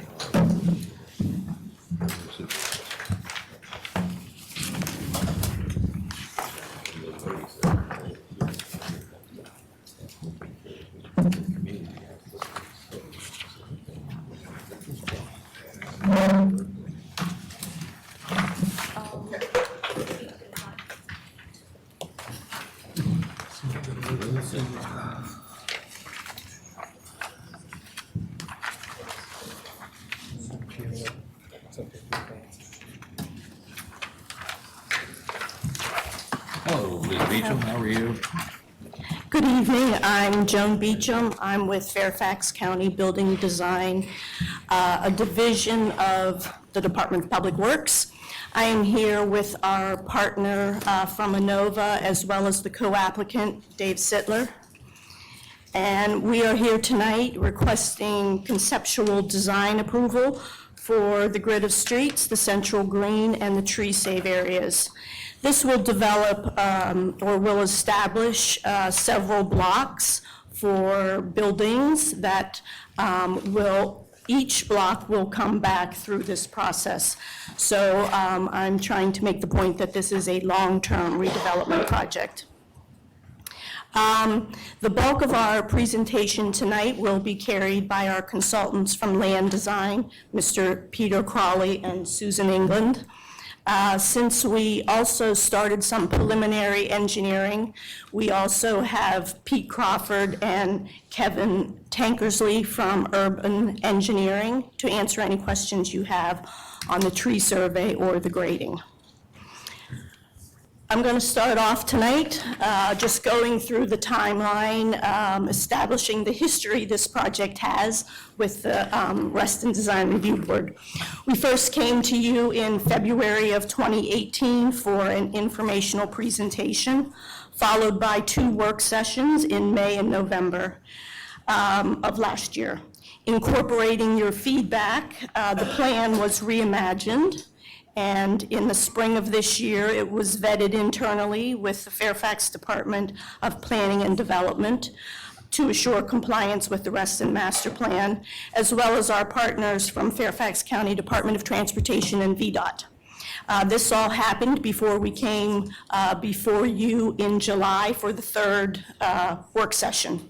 Having received favorable comments in July, we've developed the plan a little bit further, in particular with the conceptual design for the central green. So with that, I'm going to pass it on to Pete Crawley. Great, thank you, Joan. So I'll go through a summary of what we've been up to since July, and happy to be back with you all tonight. In that July meeting, there was, I think, consensus that the progress of the plan had moved forward, that the street circulation system was moving in the right direction, and that it was a curvilinear block layout that was working well with the treat areas, but also the topography. And we'll talk more about the topo because that's one of the primary drivers on this piece of property. We also talked about the central green area, and you all made a request for something about a vision for that central green. What programmatic elements could happen there, and what experiences would happen there. There was a notation about making it a multi-layered park, and the idea that this central green should be differentiated from the Reston Town Center, the original Reston Town Center green, which we interpreted from your comments that it's more green, less hardscape. And clearly the point of saving and preserving as many trees as possible. And as Joan indicated, what we're asking for this evening is the conceptual approval for the street and block layout, for the central green vision, but not for the development program or architecture or block-specific streetscapes or open spaces. All of that will be reviewed on a block-by-block basis as this individual parcels move forward. And finally, you all made a suggestion that the idea of, since we're moving away from the orthogonal grid of Reston Town Center to a more organic part and form of this plan, maybe it shouldn't be Reston Town Center North. And so we took you at your word. We have a new working title. It's only a working title. It may well change 4 more times or 12 more times. I'm sure you all get the references of both Cameron and Green, so I won't go into them. And so what we're reviewing tonight going forward are the existing conditions, the master plan, and then I'm going to turn it over to my associate, Susan, who is going to talk more about the central green, the natural areas. We may tag team a little bit on that. And so to begin with the existing conditions, this is the site aerial topography.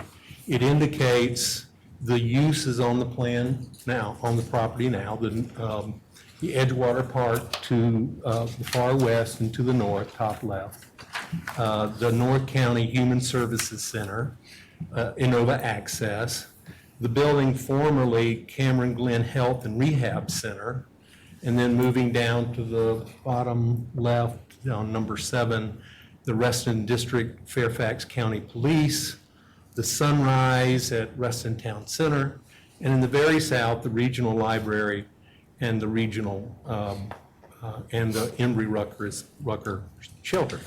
And there are a number of photos on here, and I'll direct your attention to number 4 and number 6, because those are in some of the areas of tree save that we had talked about in our earlier discussions. And so as a part of this submission, we've also identified all of the trees, 4 inches in caliper and larger, and there's a designation of the tree condition as a part of that. And so now let's all put it all together into the master plan. And so within this master plan on the 47 acres, there are some existing conditions, as I indicated before, that are drivers to the plan. One is the existing grades around the perimeter of the site on Fountain Drive, on Town Center Parkway. Cameron Glen is built to a certain point, and then of course the north and south between Barron Cameron and Bowmantown Road. And east to west, or right to left on this plan, there are 60 feet of topography across it. So that's a significant amount of grade. And we've been careful, our friends at Urban, Pete Crawford, looking at the grading to be certain that we're allowing for both pedestrian and bicycle accessibility throughout the site, so that we're keeping the grades down insofar as possible, so that we meet ADA wheelchair accessibility for sidewalks throughout the site, and that we are providing access just throughout the site. Now, we've also put dimensions on each of the blocks, because that really gives a sense of the scale of them. And I'll point out the central green within this organic core of the site, which is approximately 345 feet wide and about 320 feet long. That's, 300 or so feet of football field. So really a gracious and large space for that open space. And then we also have indicated the tree save areas on this second plan with the overlay of just the street system. And as a part of that, the primary areas of tree save are on the east and on the west, as indicated on this plan. And we've indicated some acreages for them. What we haven't indicated is in Edgewater Park, all of the trees there, we're planning not to disturb. So that would be additive to the total number of of acreage of trees. And so when you put all of that together in a plan that's not quite so engineering, but looks more illustrative, we have this plan, which indicates the design components that are provided. So our central green that I indicated, 320 by 345 feet, is approximately 2.3 acres. We've incorporated the curvilinear streets. that we tried to capture the essence of the Reston character. We will, along Town Center Parkway, provide the Reston-specific streetscape for the parkway, and that'll be on Block 1 and 3. We are providing for tree save on Block Edgewater Park, Block 3, Block 4. On Block 1, we're indicating an athletic field and a location for a county rec facility. And within this larger parcel of land, we're providing over 9 acres of open space. Those are the primary open spaces. As you all probably are aware, as you get into site-specific detail, you'll have the smaller nodes and open spaces and pocket parks that'll be a part of the development. And the MOU calls for 9 acres of open space. So we're simply saying that at this master planning level, grid of streets and open space planning and park visioning, we are providing for that. And then finally, we believe that we have developable blocks within the configurations of the way people build today, that we have looked at the topographical sensitivities of the site, and we think the phasing is something that can be enacted in a reasonable fashion. So this is the final slide that I'll go through, and it really speaks to the open space network and the programmatic elements associated with the plan. So if we were taking a walk around the park, and we started in the top left-hand corner at Edgewater Park, sort of the way it functions in the open space and the programmatic elements are that there's tree preservation there. There is stormwater management there provided in the pond. There's a portion of a trail network there that's a part of the larger trail system. And that term ecosystem, we thought that that was really a place because there are so many little ecotones there that won't be a place for an educational, interpretive comment about the importance of water in the ecological cycle and how all those elements work together. On Block 1, we're providing, as I said before, the athletic field, the county rec center. Certainly there'd be a playground there, and we think that this is a real place for community engagement. In the Central Green, and we're going to get into some vision for the Central Green in just a moment, there are the neighborhood events that would occur there, maybe a community lawn. We heard very clearly we don't need an amphitheater here, we don't need a concert venue, and we're not providing for those kinds of uses. There'd be a picnic pavilion in the Central Green. I'm sorry?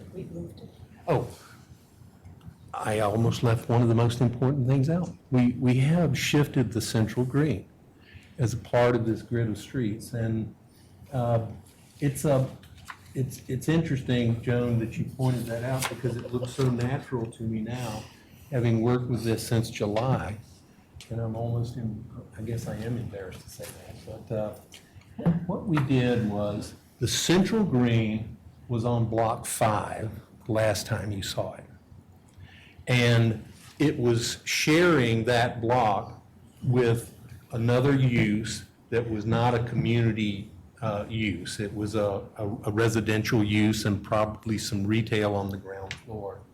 And what we found as we were connecting Cameron Glen Drive from Town Center Parkway to Fountain Drive, as we were getting the VDOT spacing between Street A, which is the most northerly east-west street that ties into Library Drive, and Street C, and getting all of the sightline requirements, which are significant. We found that by bringing the Central Green into its own parcel, it is bounded on each side by either a private or public street. It is clearly delineating what is public and public realm for all as a part of it. And I think when you see the park plan that Susan's going to speak to, it really is a great thought. We've shifted the library site that was on part of Block 3 that was consolidated with what's now the Central Green, and I probably should have done a comparison for you, sorry about that, to Block 5. And so we really like the relationship between Block 1 with the ball field, with the community center, community rec center. Oh, does that, I didn't think it worked up there. And the Central Green, and then just to the south of that on Block 5, the library. So it's really sort of a very nice juxtaposition of all of those uses. So Central Green has shifted, and we found that the plan works very well with that. Cameron Glen is also an important part of this. Now with the Central Green to the north, and if you start on the west side, adjacent to Town Center Parkway, there's a tree save area just as you come into the property, and those are probably the nicest trees on the site. And that links into the Central Green, and then we'll bring that green spine continuing to the east to a tree save area just at the corner of Cameron Glen and Fountain Drive. And that east-west connector becomes pedestrian, bicycle, and vehicular. It becomes sort of this meandering way between the more in the uses to the east and the uses to the west, which are residential. And then as we move to Library Street, it becomes a very active streetscape. It is not as meandering and as relaxed as the east-west plan. It's where we would have our retail corridor. We're thinking of it as a sustainability-focused corridor, which only means that we're thinking that we would bring some green bio-retention filters and some green fingers along that road, and that there would be a series of outdoor rooms and open spaces associated with the buildings that front on that road that begin to create sort of the ongoing relationships, and we think of it as friction. It's sort of a point and a entry, a green space to another little node and then a little green space. With that, we'll go to the Central Green and natural areas. And I'll just turn this over to you if you want. Do it from there. Okay. Thank you, Joan. Anytime. Feels silly. So, with all of that shift in emphasis and putting the park in the center, the east-west axis that Peter was talking about of how those existing tree save areas will relate to the park on that east-west axis, those tree save areas kind of became the entry point to our thinking for the Central Green and the open space areas for this development in general. And we really kind of honed in on a grain of an idea from this group about the idea of a new Reston forest and what that might look like, what that could mean for the community. So that became our starting point, and these are some of the images that we collected as we thought about those ideas. So really focusing on some of those passive recreation activities like permeable trails that you can walk on, seating areas where you can just be outside and enjoy being under the trees and what that's like, the idea of doing some invasive species removal and replacement with native plants, and ways that we can provide that outdoor education opportunities and inspire curiosity. From that, then we started taking some of those ideas and pulling them into the Central Green area itself. So looking at how organic forms could become part of the circulation pattern and inform the shapes of the park design, how we would use the topography of the site in our favor instead of trying to work against that, and how we could have more, seating areas, neighborhood event spaces, some play areas, and all of this could potentially operate under a beautiful canopy of trees. So with all of that in mind, this is the overview of how that central green and these tree save areas fit into the overall development plan. As Peter was indicating, we do think that that east-west connection between the tree saves and the central green is important. It can help draw people into the space, lead them out of the space, and improve that circulation through. And having that central green now with the moving it to the northern side and having it completely its own block as a park really allows the space to relate fully to each of its adjacent users. So the ball field to the north and the rec center to the north, potential library to the south on block 5, we really feel like those are strong connections with those public uses as well as adjacent private uses. We've really been thinking about this as a forest, sort of a micro forest in Reston. And, interestingly, in July, just after we came and saw you, I read that the city of Paris has decided to establish these micro urban forests all over the city that are associated with all of the great museums and all of the public places that many of us have been fortunate enough to go see. And so I thought it was really interesting that they are looking at climate as climate has more challenges, climate change, or as you will, and the heat island effect, going with less hardscape and more green space. I think this space is emblematic of that. Right, absolutely. And with all of these different layers that we're looking at with the topography and the adjacent uses and the circulation through the park, we believe that it really has a neighborhood focus, that is a neighborhood park, and we understand that that's differentiated from the more regional park uses and program features of Reston Town Center. So the next diagram starts to dive into the park a little bit more specifically. We took a look at some of those relationships of the spaces. As Peter mentioned, there is significant grade change from east to west on the site, and within the park specifically, it's over 15 feet of grade change. So we thought that could be a great opportunity to have a bit of an overlook moment on the eastern side. And then on the western side, where we're at the low point, that's where we would be collecting our bioretention and could have a garden-like space centered around that use.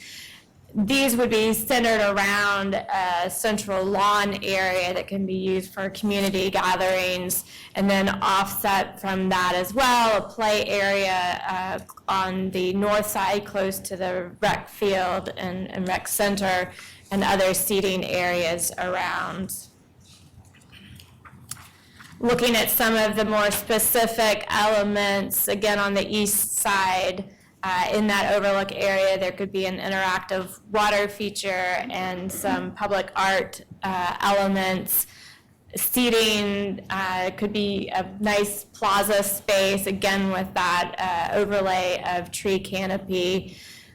Off the central lawn on the west side, a picnic gathering spot, and as I mentioned, other seating areas with different types of seating, movable furniture that can be grouped for one person, 5 people, any kind of configuration, as well as the play area, which we see as not necessarily your full typical playground equipment, but it could be playful elements that are also sculptural in nature.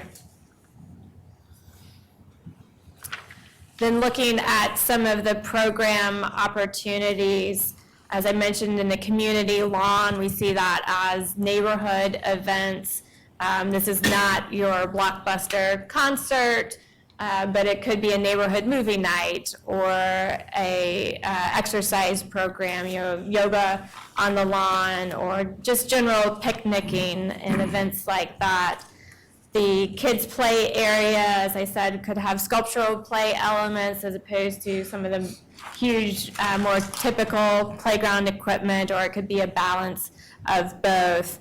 The bioretention garden, additional opportunities for environmental education, creates a bit of a buffer from the park, from the street, so you could have a different kind of experience. We're always looking for how do you create a variety of experiences within a single space, because ultimately that helps the park have the maximum flexibility, invite the most number of people into it for those different uses. So you have all of those different reasons to come to the park.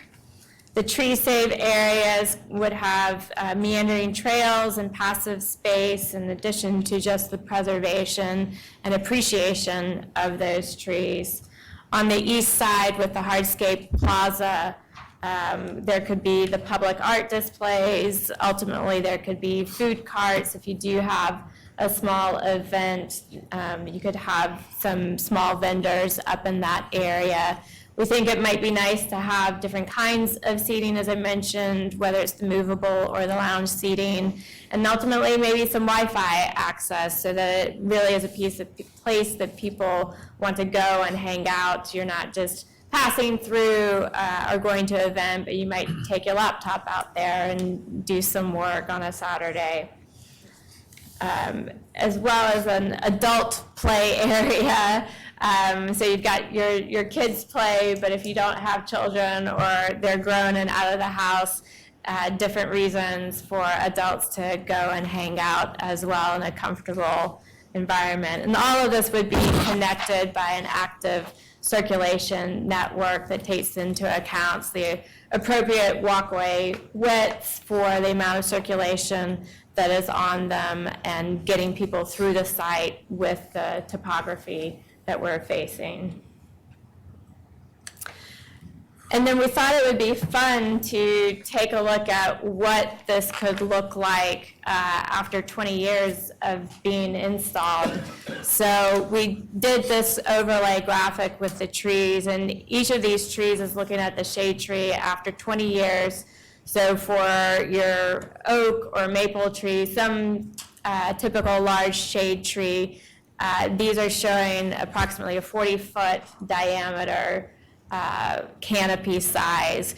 So really trying to think through how this park grows with the community, what it would look like over time, and trying to understand both of those layers of what's happening right at the surface, but what is that canopy like as well, and what kind of atmosphere does that create? Yeah, two things. I told Susan that she's being a little conservative. I'm a more optimistic person, because I think if we plant trees properly and we water them and fertilize them, they'll do very well. And the second thing is, it's very interesting that this becomes a small forest in the heart of this new neighborhood, which is really a great thing to see. Mm-hmm, definitely. And then lastly, because of the challenges of topography, we did think it was important to take a look at the sections and what that could actually mean for the park. So the top section is from Library Street on the left-hand side of the section through Street C on the right-hand side. So you can see that it is a significant change in grade. As I mentioned, we think that's a great opportunity to have an overlook area on the the eastern side of the park, the left side of the section. Can slope down, level out a bit for that lawn area so that it is usable lawn space, whether you're throwing a frisbee, playing lawn bocce or what have you, a picnic pavilion, and then grading back down to the next street, to Street C. And then looking across the other direction, north-south, As you can see, we are able to have a relatively level cross-section through that direction, which again just helps with that circulation and activities throughout the park. So that concludes our formal presentation. We're certainly happy to answer any questions that you may have. Thank you. Okay, thank you all. I had a couple of questions and comments, and then we'll open it up to the rest of the board here. I think generally you guys are getting closer to what we might all call Reston-like, which has been our whole concern along the way. Because I wrote down some things I wanted to clarify here. The current, we've talked about buffers a lot, and in terms of a lot of the things we like to see are buffers between properties. So that said, the one thing that, go back to their master plan that just shows the whole plan. Yeah, that's good, that's good. Well, the one that shows the trees, next one back. Your park If you plan. did around circles, there you go.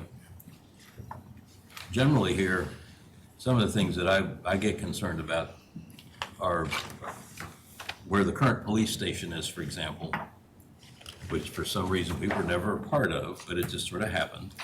But there are no buffers, okay? And this is what I don't want to see happen on this property. I mean, the building is slammed right up onto the street. The parking areas are slammed on the back of the building, right next to the poor little people that live on that corner down there, that little triangular corner. So there are no buffers, so I want to discuss that a little bit more so that we don't end up with all these other pieces being developed as poorly as the police station has been developed, which is kind of, it's done, it's a tragedy, and there you go. Where you're getting at with the movement of the streets, I like a lot. I would like to see if it's possible, and this may come out as the sites get developed, but you've got this lovely, the curve through the middle. If you could somehow connect the green areas on both ends, whether that's just a buffer on block 4, for example, that then gets it down to where the park is, or the little point of block 5. In other words, if you could have this green band go all the way through from side to side, and this may just come out later as the properties get developed, or just have a wider, if you keep the green area in the upper right corner of block 4, but then it connects down toward the park with a 30 or 40 foot wide buffer, you then have your green area going all the way through the whole site, which then really starts to make it more Reston-like. I mean, where in Reston do you drive where you actually see the buildings on either side? You don't, because there's the depth of buffer all the way around. So I would like to see if you all could take a look at that, and the little blocks dotted with the little trees on the side. That's too urban, but I know when we get to those specific sites, maybe we'll have a chance to say, no, you really need a 50-foot wide buffer there so that it all goes together, and it's not just this little thing with a little ring of dots around it. So connecting the thing through the center would be a master stroke in my mind. I think that would be a really good thing to do. With all the trees we've got, the upper right-hand corner of block 4 is 4/10 of an acre of tree save. That's not a lot of tree save. And then in the middle, I guess you had 2.3 acres, or the park is 2.3 acres, and then across from the police station, thank goodness we're at least getting a buffer on one side, is only another 0.4 of an acre. And you're getting Edgewater Park credit and all that, and you're gonna get up to your 9 acres, okay, but those are pretty stingy, but I understand you still have to end up with a piece of property that someone might want to develop.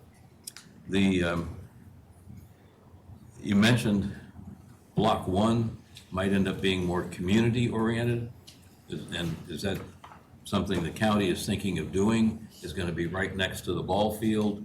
Are we going to see, I mean, parking for the ball field doesn't show on here. Would that be if block 1 develops by the county and it's a community center of some kind?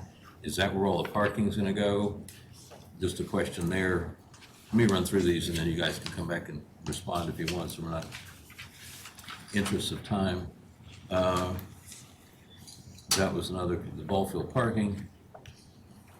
The park design, I think, is improving. The buffers along the streets are a really good opportunity for some design of more pedestrian-oriented things with benches and so on. So it's not just a sidewalk and a little line of trees down it. And I think in the future, we'll be looking for those developments to have that. And I don't know whether you want to show it now or, at least say, DRB is going to be looking for 40 and 50 foot wide buffers in there, whatever kind of building you're putting in there, because that's all the big mystery right now. We don't know what's going to happen. But that, if somehow that got into this plan, it might help. I'm always amazed I'm amazed at how much time you all spend on the park. And this is great, but it's the one thing other than the streetscapes that you all have to design. And I think the park's come a long way, and I think it's really coming into its own right now. I think it's a nice element, and I can only hope that much effort will go into each of the blocks so that if every one of these blocks gets that much attention and that much creativity, this whole thing could really work. And I don't see any guarantees around here that that's going to happen. But if what you all have done is any indication that that's what we're all expecting to happen on all the other blocks, along with the buffers and treescapes, and the sinuous connection is something that was written a million years ago by a guy that decided Reston was a good thing to create. And somehow connecting through the center was just something increasing, however, the buffers, the tree space, whatever. I thought that would be, and throughout all the places, so we kind of get away from having buildings like the police station right on the road. So those are just a couple of comments I had. I'm sure we might have other comments, and we'll give you guys the floor again if that's okay. Let's start with that. Mike, how about you? Let's start over there. My notion still hasn't changed from last time. I was the same person who's asking for more.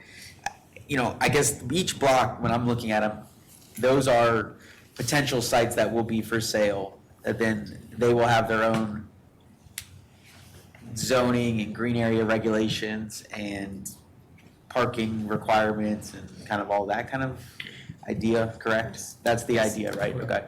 So I'm assuming there's been some sort of massing studies, at least to make sure that these are developable blocks, right? And so we know they're somewhat developable, right? They're not, okay. I want to make sure there's been thought that it hasn't been pieced off to where these things are going to just, sit cleared, no trees for, 20 years, and it's just going to be an open area. No one's going to want to buy it. So I guess that's one thing. And then also the one thing, the streetscape, do you guys have, I was trying to look for just a section through what you envision these trees that you show this great buffer that's on every single lot.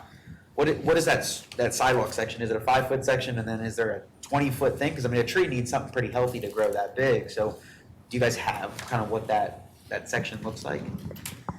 Our typical street section is 6 to 8 feet for the tree well itself. Okay.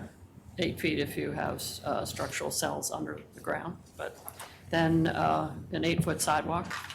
And then typically 6 to 8 feet for a, what we call the building zone. So you can have outdoor furniture, planted pots and plants and that sort of thing. Okay. And that 8 foot for the tree is almost de facto. If you don't have trees there, then you could almost create, parallel parking on the road for that one section, then go back to trees or whatever. Because I saw that there's some parallel parking kind of in the plan now. Any parallel parking would be in addition to. Oh, that would be in addition to that 8 foot? Travelway, Okay. and then if we decide to go with parallel parking, then the street, trees, then the sidewalk. Okay. That's all. Bruce? Yeah, I wanted to focus on how we get to 9 acres. And just, I understand the block 1 in the recreational facility, but I was trying to understand what else goes in. I didn't do all the math, but how we get the 9 acres and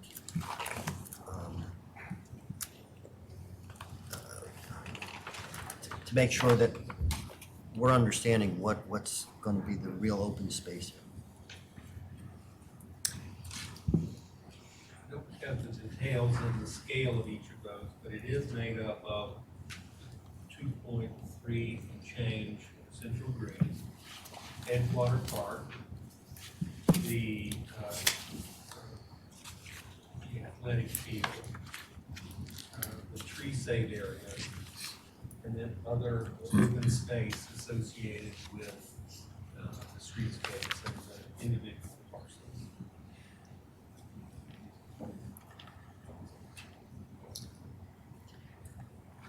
So there's some anticipation, although we don't know it, because the plans aren't there for the individual parcels to include, my word, allocation of some part of the 9-acre. Yeah, there would be a running tabulation, I think, as a part of the development plan, so that as you all see each of these applications, you would see what had come in before, and then you would see how an individual application is additive to that. And then, over some course of time, the 9 acres will be met, and that running calculation will continue until all of that is developed.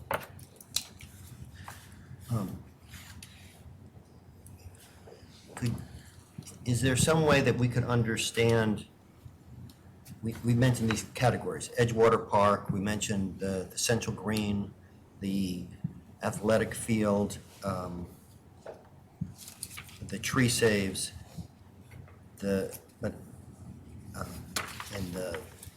in terms of actual, what's left in math for the treescapes and the individual blocks, so, because I'm understanding at some point, it's a math problem, each block will make it up, but I'm trying to understand what's left to be done from the things you've already, that are more clearly identified. I'll step into this, Dave Sidler. The MOU also talks about that streetscape, basically between the curb and the buildings, is also included in the open space. So that's not calculated within what Peter has done. So Peter has basically taken the large blocks of open space. So we do expect that there are going to be pocket parks on individual blocks to make up the 9 acres. We just haven't determined, because at this point in time, we're looking for a grid, for approval of the grid, but there will have to be, through the running tab, determined small pocket parks that will be within and count towards the open space within the blocks. No, I understood about the MOU, and I understood that, but I'm trying to understand what we're using for the if we're using some calculation to say the treescapes, you must have some idea in terms of acreage that you're planning right now in this plan. The reason I'm mentioning this is we're here tonight to talk about the conceptual approval of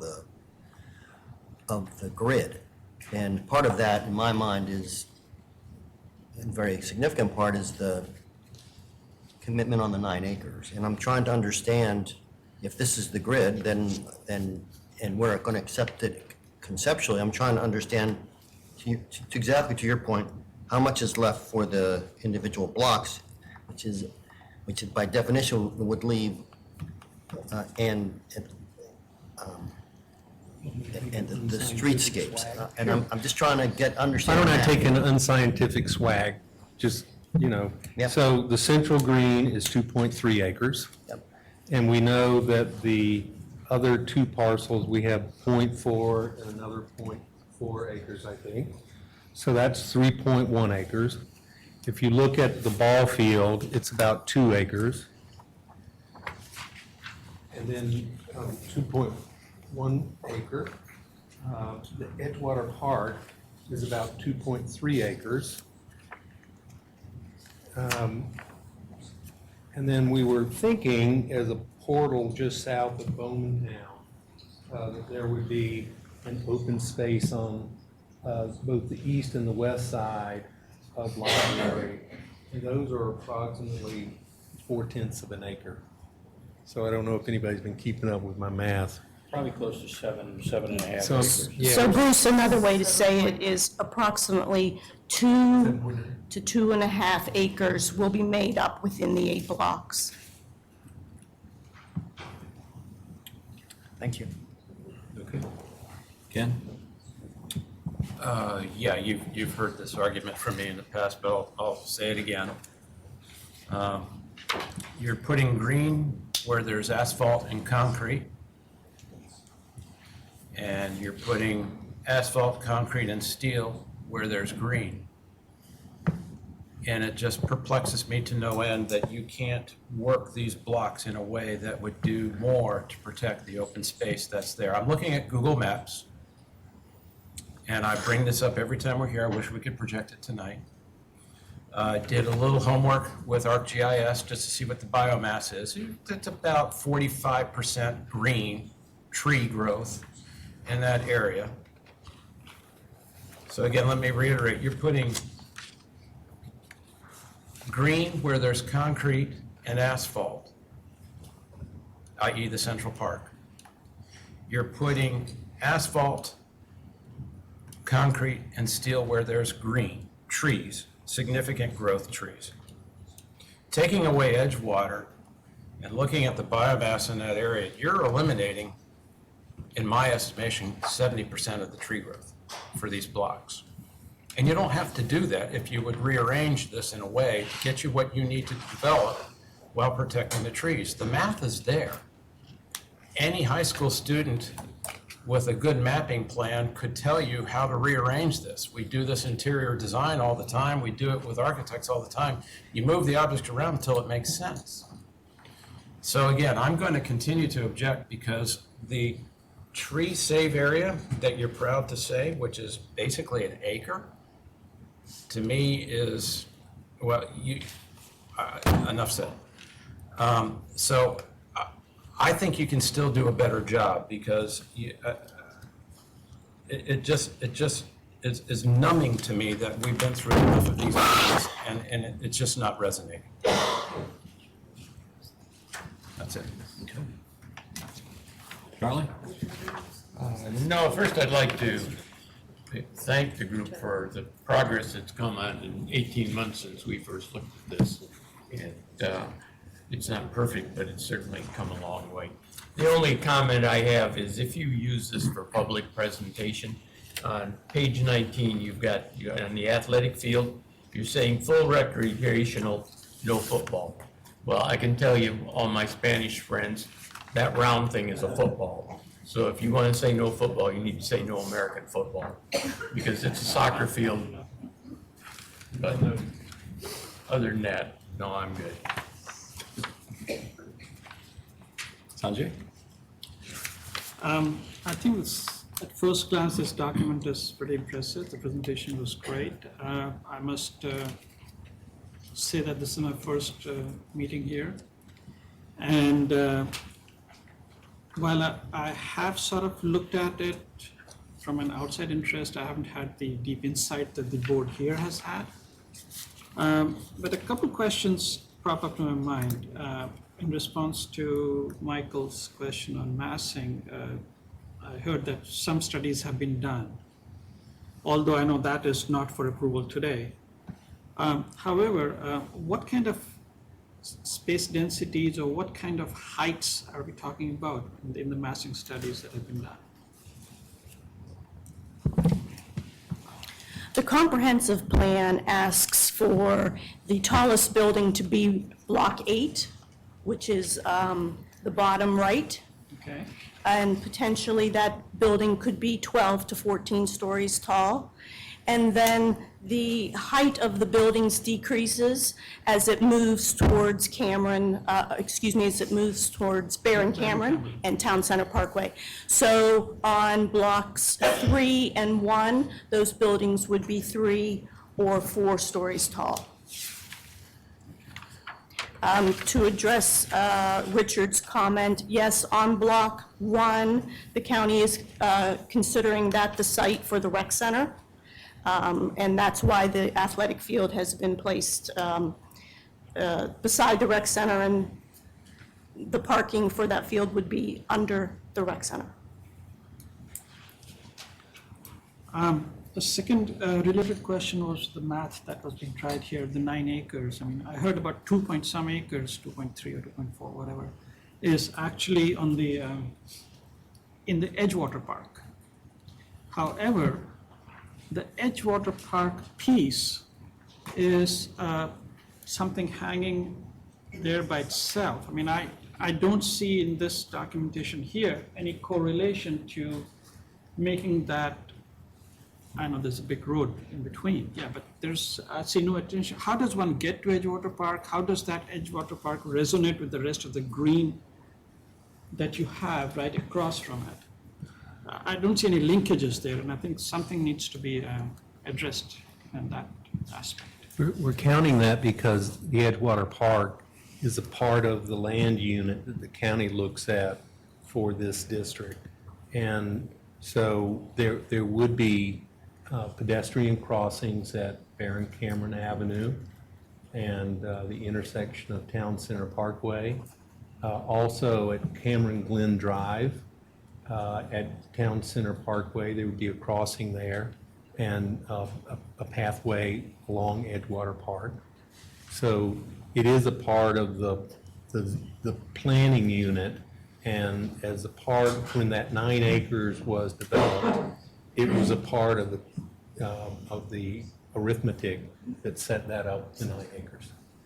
And if I may add, assuming that we get conceptual approval and we move to the next phase and start to work on the zoning application, all those things will be made very clear, and you'll be able to see the details on, how we anticipate the pedestrian crossing across Town Center Parkway, so that access to Edgewater Park is achieved. Thank you. Just a question, who owns Edgewater Park? Is that part of The this county. deal? The county No, the county owns it, County yes. it.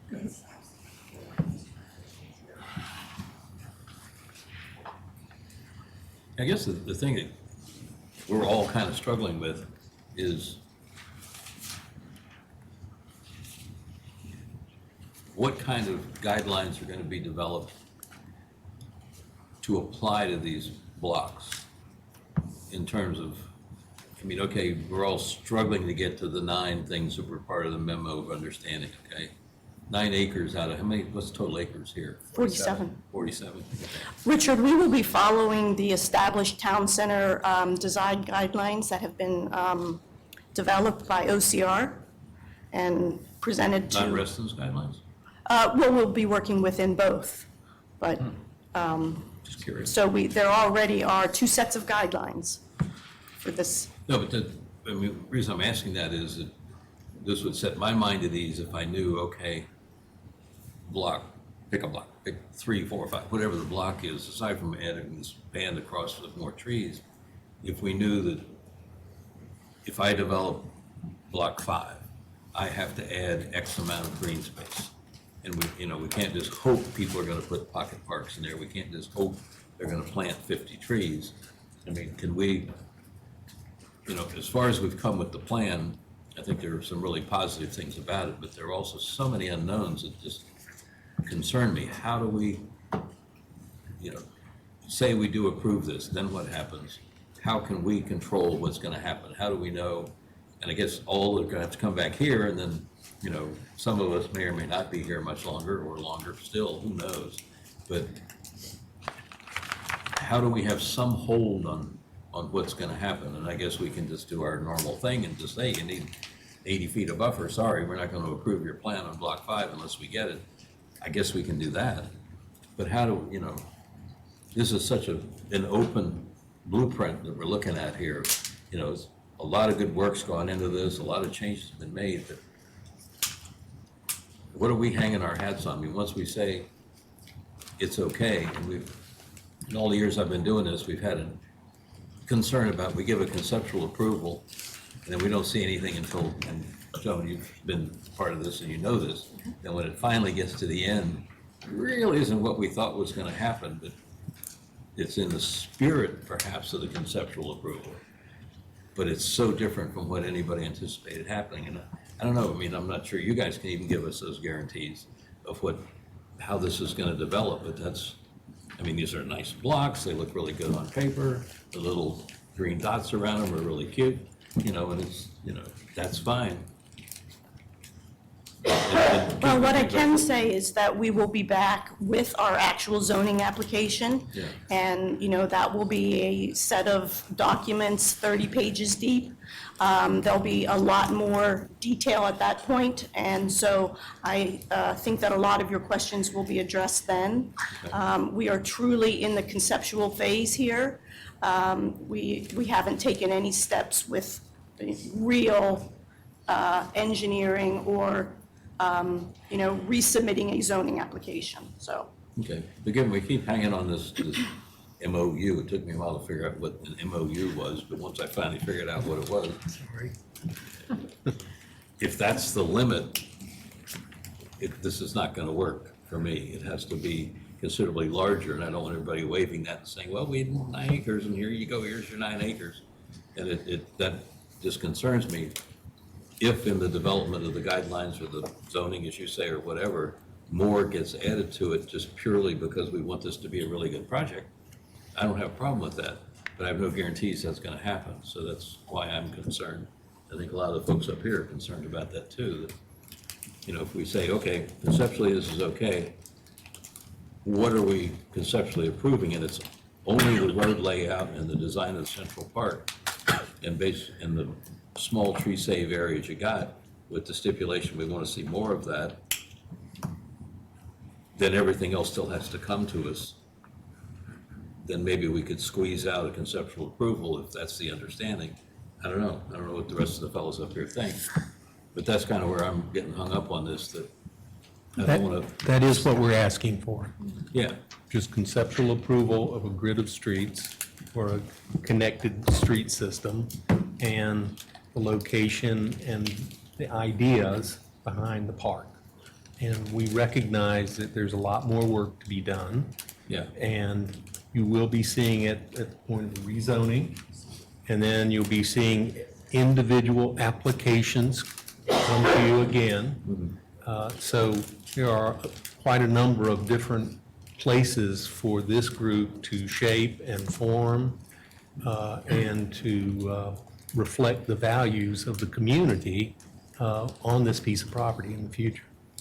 Okay, I think that, I was just thinking if we put a timeline on this, like Mike asked the question, if nobody buys block 5 in X period of time, in 20 years, it's just gonna be a sand lot, or can it all of a sudden revert to a fully forested piece of property? Or, I'm kind of kidding here, but how can we control that? Well, think of Block 6, the Sunrise property could be 20 years before it's redeveloped. I mean, it is a functioning piece of property that has a benefit to the community, and it's an evolution as we build these places. Peter, I think the other thing too, Richard, is that the blocks have been laid out based on that premise that some things like the police station and Sunrise are going to stay for a while because they have a viable use. The 2 blocks that are likely to be developed first are Block 3, which is vacant, and Block 4, which is vacant. So with the demolishing of Cameron Glen, you can basically build the swath, get most of the road network, and get 2 viable blocks in which to start a development. And you need that critical mass. Yeah, okay. And also, I would just add that the intent is not to, with this idea of phasing, we're not intending to clear cut and grade the entire site all at once. It would be phased in over time. So we are not intending for there to be completely devoid sandlots. Anybody have other comments at this point? Everybody's totally satisfied? No, I'm not. I'm never totally satisfied, but what else can we say? Enough for conceptual? Yes, Bruce. Well, for me, what I would want to see as part of a consensual approval is a minimum open space commitment per block. Because then we'd have some idea what we're talking about here. To your point, right now, we have no sense of what would happen to the remaining portions, and we'd have to be taken completely on faith and eventually be stuck with the last block of how to meet the minimum requirements. So from my perspective, what I'm looking for is and it wouldn't happen tonight. For my consensual approval, I would want a minimum open space commitment per block. Have you guys, when you looked at the potential zoning for these sites, considered additional open space for each of these blocks? I mean, if just throw something out there, if you said conceptual approval also included a 10% increase in open space for each of these blocks that would be part of the development, or something like that, then that would answer Bruce's concern. Is that kind of what you're saying? Something like that? What I had in mind is, we just did some rough math, and we came to some number, maybe 7 to 8 acres. I got 8.25. Yeah, I got that, well, I got that at the maximum, Yeah, I understand. Yeah, if I may, we do have a more detailed breakout that I can review with you. Sorry to interject. The Edgewater Park is about 2.3 acres. The athletic field, Susan's going to keep my math going. Yeah, no, I've got that. That's where the 8.25 comes. Yeah, But is, that doesn't answer what Bruce is asking. Of all The blocks open that- space per block. The That's what you're- additional open space. So the additional open space that we reference on slide 12 is actually a conglomeration of I don't think that's what we're asking. Yes, so that's a conglomeration of the tree save areas, which are approximately 0.75 and 1 acres. And for this discussion point, I'm talking specifically about the open space associated with those tree save areas. The areas on blocks 7 and 8, which are approximately 0.4 acres each, Get you to the 9. if I'm doing the math right, that would be the additional difference for the 9. So that with the Edgewater Park at 2.3 acres, 2.28, the field size and the central green itself gets us to approximately 9 or slightly over 9. So with that, the open space requirement would be met as the plan is shown, and any additional pocket parks on the blocks themselves would in fact be truly additional. And then as a part of any rezoning, whatever open space based on the zoning designation, whatever tree canopy that's required as a minimum tree canopy for interior coverage, all of that criteria will have to be met on a parcel by parcel basis. But we'll be able to see that in the zoning, is what Right. she See that was in saying the- next time would be Yes. the zoning would then bring that. Sometime. I don't think it's making Bruce happy yet. Well, maybe I was mishearing, but I've heard 2 versions of the truth here. One version was that we'll get to the 9 by including what's in the blocks. And we don't know what that is, but we just know in total, we gotta use that. We talk about the math. And then I got the version, and I just wanna know which one I should believe, that no, it's already there, and what's in the blocks is in addition. So The latter is what they're saying. yeah, I'm not, which version should I, A or B? Which one are we working on? So I would offer that the latter version was a clarification, and the version to The go green with. along the streets, the green here, wherever you see green adds up to 9. That's what yes, I understand, but That's what they're saying. that's what they're saying, and that what happens on individual blocks is just That's an addition. gravy. Like, just an example of a zoning thing you might put on one of these blocks. How much green could we expect from any of that? I mean, Normally for Reston. Yeah. As much as 20%. Like if you said, what did you say, block 3 and 4 might be the first ones to develop? What do you perceive or project those zonings might be? how much additional green would be part of those zonings? But there are no trees there.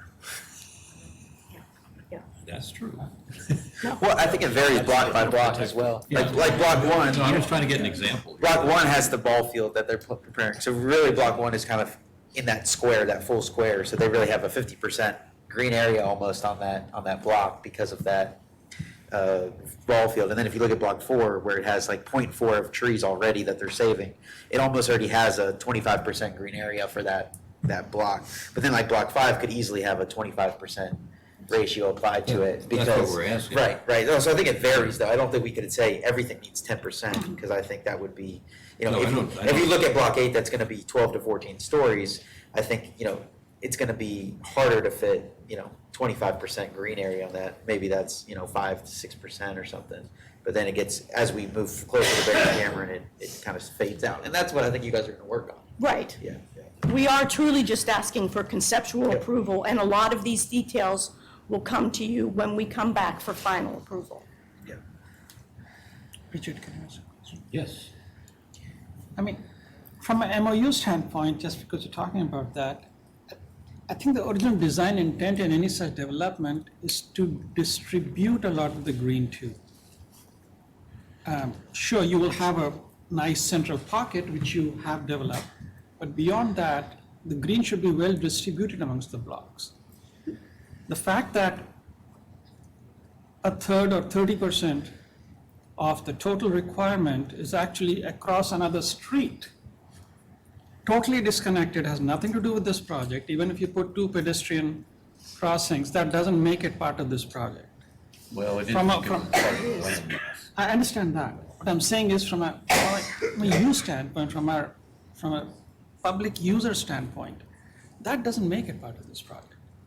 And what we're seeing here is, and that's why I asked the question about building heights and massing, I think that should be central to this whole approach before we sort of accept it as a concept. I mean, the simple math would be you got 8 sites, we need 9 acres of green stuff, put an acre of green stuff on every site, and we're happy. I know that's not gonna happen. No. Because we already have 9. I guess I'd just make the point that the MOU took into account the 2.3 acres on the Edgewater side. So if we're looking at apples and apples from your perspective, you would subtract the 2.3 acres from what this side is required to provide. I understand that, and it's a math issue, yes, the math calculation that comes in.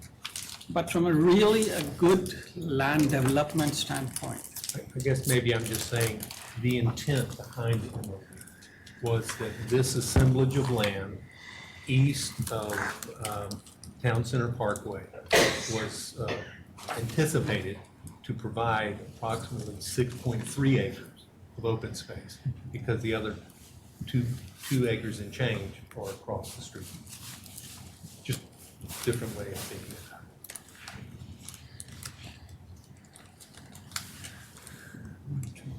Which, Peter, was about 15 to 17% of the net acreage on the east side of Town Center Park. Yes. It's a significant amount of property. The only point I'm trying to make is that if you look at it from that perspective, and you look at the existing tree growth, just going to Google Maps, you've got 1, 2, 3, 4, 5 acres of existing trees, but when you look at your blocks, you're eliminating 2, 3, almost 4 of them right away. So you're taking away 4 to then add 4, which boggles my mind. You've been boggled for a while. Yes, I have. I just think there are ways you can rearrange the blocks. How can we, is there any way we can get some verbiage into the conceptual approval, if we go that direction, where as part of conceptual approval, we would expect fill-in-the-blank amount of additional green space to be included in the zoning requirements that you guys are going to put on these properties? Because we're flying blind here unless we got, as Bruce points out, unless we have some idea You know, that's, I mean, you could come back and on lot 8, build side to side, 14-story building and without a single tree, and we wouldn't be able to say, that's not what we thought you were gonna do. That's what I'm trying to avoid. I, of course, trust you guys totally and don't think you'd ever do that. But the police station is not a great example of what you do when we let you, when we're not part of it, so no buffers there. Reassure us, come on, reassure us. That's all we're asking. So could you repeat exactly the number you want? I'm not clear on I that. You're don't know asking about us the to give a numbers. number, or you have a number? No, I'm just saying if you could give us some explanation of what it might be. I mean, I think you're real close to getting conceptual approval, but it's still such a blank slate that we don't have a clue what's gonna go there. And we've been, you know, all along, Ken's been harping on the tree stuff, we've all been talking about buffers, we've all been talking about the green stuff, we understand what the MOU does. I don't think the MOU, in my mind, is enough green space for 40-some acres. That's just me. But if there's any way we could give you, oh wait. If there's any way we could give you conceptual approval with a stipulation that we're expecting X amount, what's a quarter acre is like 50 by 50. That's not that much. We're expecting an additional quarter acre, just a number, we can talk about that, to be included, of green space to be included in every site, regardless of whatever zoning you guys come up with, in addition to any other green space you want to put in there, then we would have some idea of what to expect. We'd say, oh, you don't have your quarter acre, we need that quarter acre. You know, it gives us some hold on it, that's all I'm saying. So you understand why we're saying this, I'm sure, and why it's a little frustrating to kind of carte blanche it here and say, no, this is fine. We'll wait for the zoning to come back.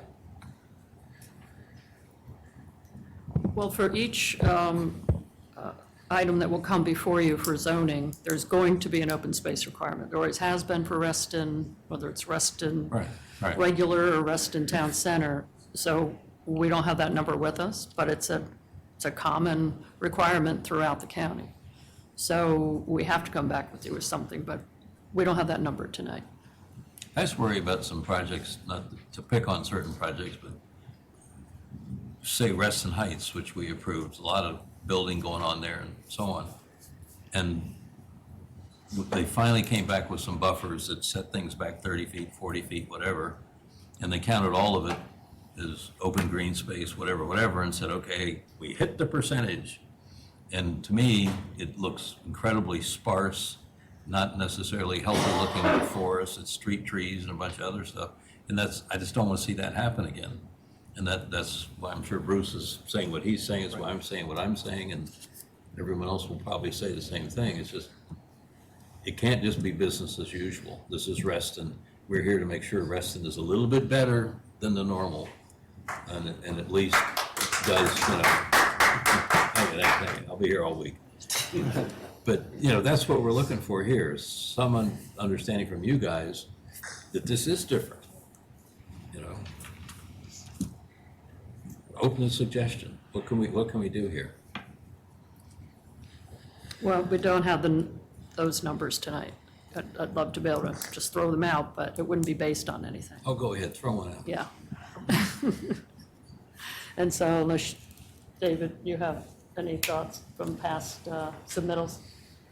No, there's gonna be, there's gonna be additional open space, but until we design a building, I don't know what it's gonna be, I don't know what the buffers are gonna be. That's why we're looking for a street bridge at this point in time. And I understand the concern of building wall to wall. We've set up building lines, those areas are behind the streetscape.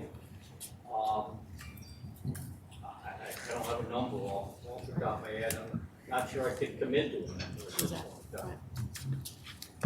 Maybe we could say something without a number, and this gets a little more dangerous.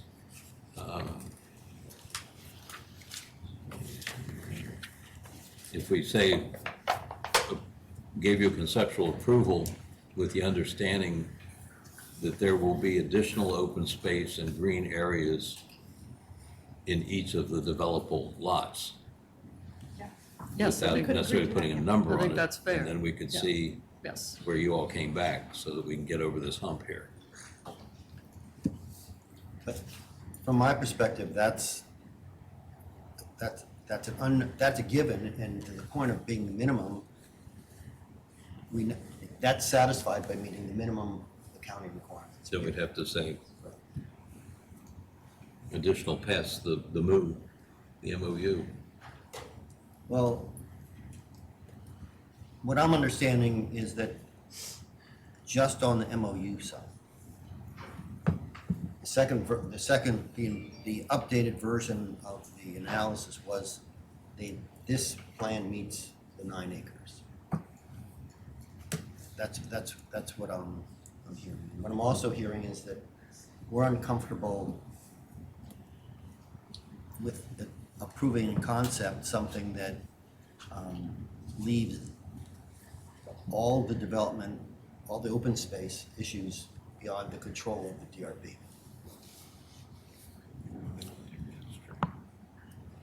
Because what you've suggested would leave it to what we would have no say. That's met by just if there's open spaces in the block. Well, we have to approve what happens on each block. Right, I mean, that's our concern, and then the developer comes in and says, I meet all the requirements. And I'm saying that if we write it like this, they met the requirements that we set. So when we come back for individual blocks for zoning, that is when you have a say on what happens. We're only asking for the street grid, the location, basic size and shape of the green space, and the tree preservation we've shown. That's all we're asking. We're not saying when we come back for rezoning, you can't ask for more. But what happened last time is we spent $350,000 on a street grid that got thrown out because we went to final development plan, and we do not want to do that again. So now we're going in baby steps. Do we have the street grid right? Yes or no? Do we have the central green location, size, and shape? Okay. Yes or no? Do we have the forest, the tree preservation right? Yes or no? That doesn't mean other trees can't be saved as each block comes in. But these are the best trees, and our engineer can speak to that because he's surveyed the site. And I think he's spoken to your urban foresters. I don't know that for sure, but I believe he has. And we were going to do a survey, but we wanted to come back to you first. How do So y'all feel these are the about- basic steps we need. How do y'all feel about the suggestion that I made earlier about along Block 4 is connecting more green area across the center of the site? Well, we did do a double row of trees there to try and make that, because there are no trees, in my understanding, there's really no trees in that area. So what we tried to do was create a green spine by at least having a double row of trees there. That helps. So Richard, you had mentioned 30 to 40 feet of a buffer. And then I noticed that went up to 40 to 50 feet as you kept talking. So are we at 30 to 40? Are we at 20? Where are we? I mean, that would help us know. So, Rachel, you have to be very careful with buffers. I understand what Reston's trying to do. But the fire marshal requires a building to be no more than 30 feet from the curb. So if we put in a 50-foot buffer, there has to be a fire lane between the building and the sidewalk.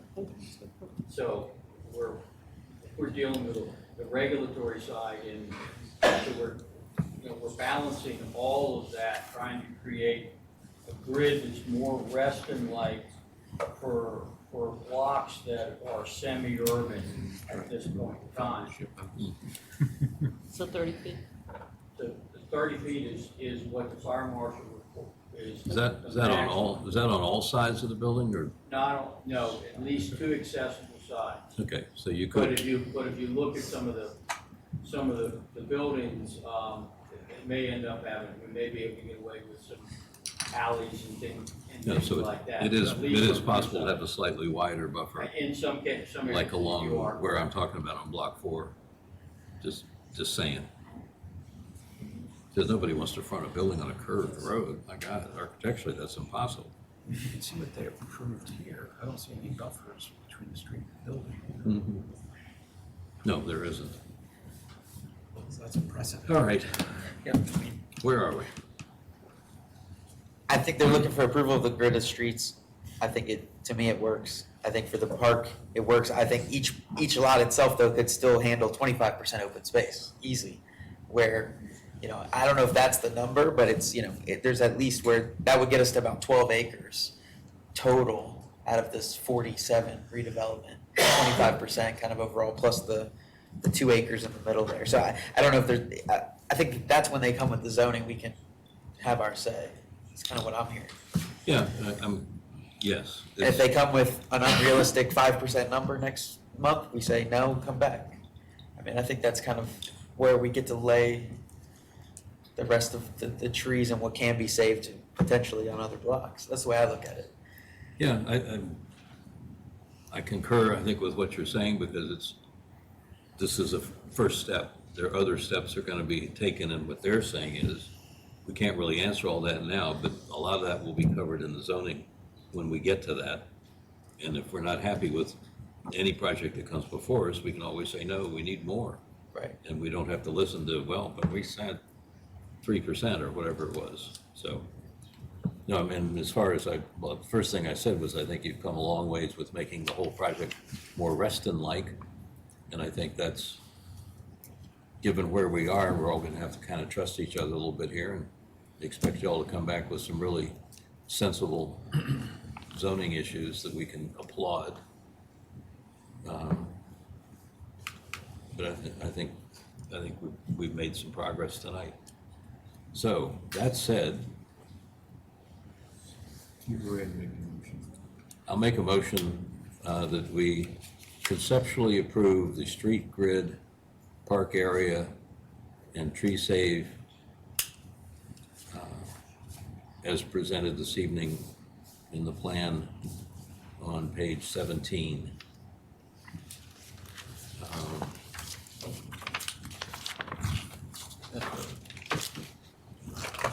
And I don't know what we're looking forward to. We're not going to put in the motion. We'll keep it simple. There's the motion. Is there a second? I'll second that. The motion is second. Any further discussion? Yeah. Yes, sir. I'd like to suggest an amendment. It's really clarification, and it goes to the point that we made about anything that might limit our authority with respect to the blocks, that it would, to the effect that for the avoidance of doubt, conceptual approval is not intended to limit the authority of the DRB with respect to any approvals for individual blocks. I don't have a problem with that. This is No problem with that. No, I think we have that, but I don't have a problem with it Yeah, being in writing. we already have it. Might as well be part of it. And it's recognizing that we have it, but that's why I'm saying it's for the avoidance of any Right. doubt. Later confusion. No, I agree. That's Okay. fine. Okay, we have an emotion. We have a motion, a second, and an amendment that we've all agreed to on the. Give a clarification, not an amendment. He said amendment, that's why I was, I thought Couch says clarification. he changed his mind. I don't know, amendment or clarification, I don't care. It was a clarifying amendment. It's a clarification that I'm recommending to whoever made the motion. We'll just make it part of the motion, that's easier. Okay, any further discussion? All those in favor signify by raising your hands. Aye. Opposed? Okay. There you go. Thank you. No meeting, no full board next month. See y'all in January.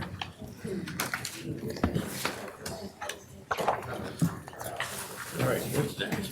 I think. Rich.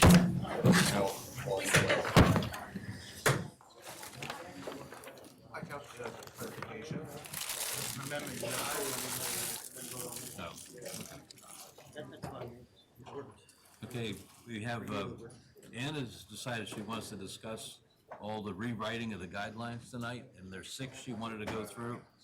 No? Would you take that off the agenda? Oh. You don't want to forget that, right? Right, you remember that. I'm just kidding. I had a question, and it's fair question. Yes, Comments from the crowd before we voted? I'm sorry, say again? Comments from the audience, from the public?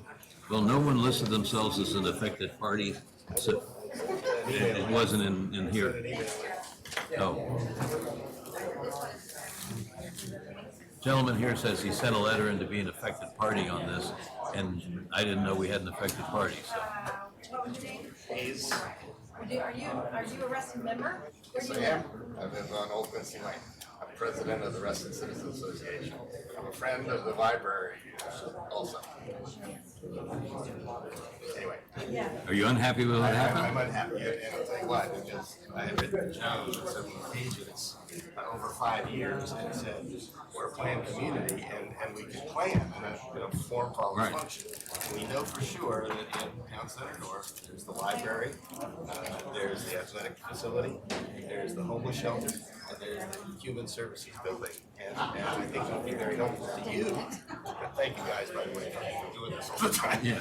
It'd be very helpful to identify. They did identify site one as for that, and I'm happy with that. Yeah, and I'm yeah, happy that with was the good, rest. yeah. I would put the library in 3 across from there, to there, and put the, because we don't want the library and the homeless shelter together. I'm in favor We of the can homeless still, shelter, we but I'm also.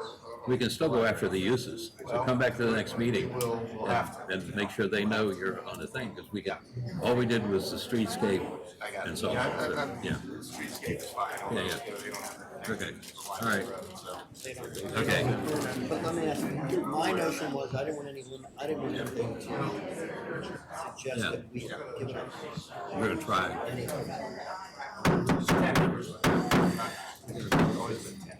Okay, I need a motion to adjourn. I'll make a motion, we adjourn. I'll second. Thank you. All those in favor of adjourning? Aye. Thank you. Bruce, did you help us vote to adjourn? Unanimous. I wanted to stay a little longer. How's Deb doing?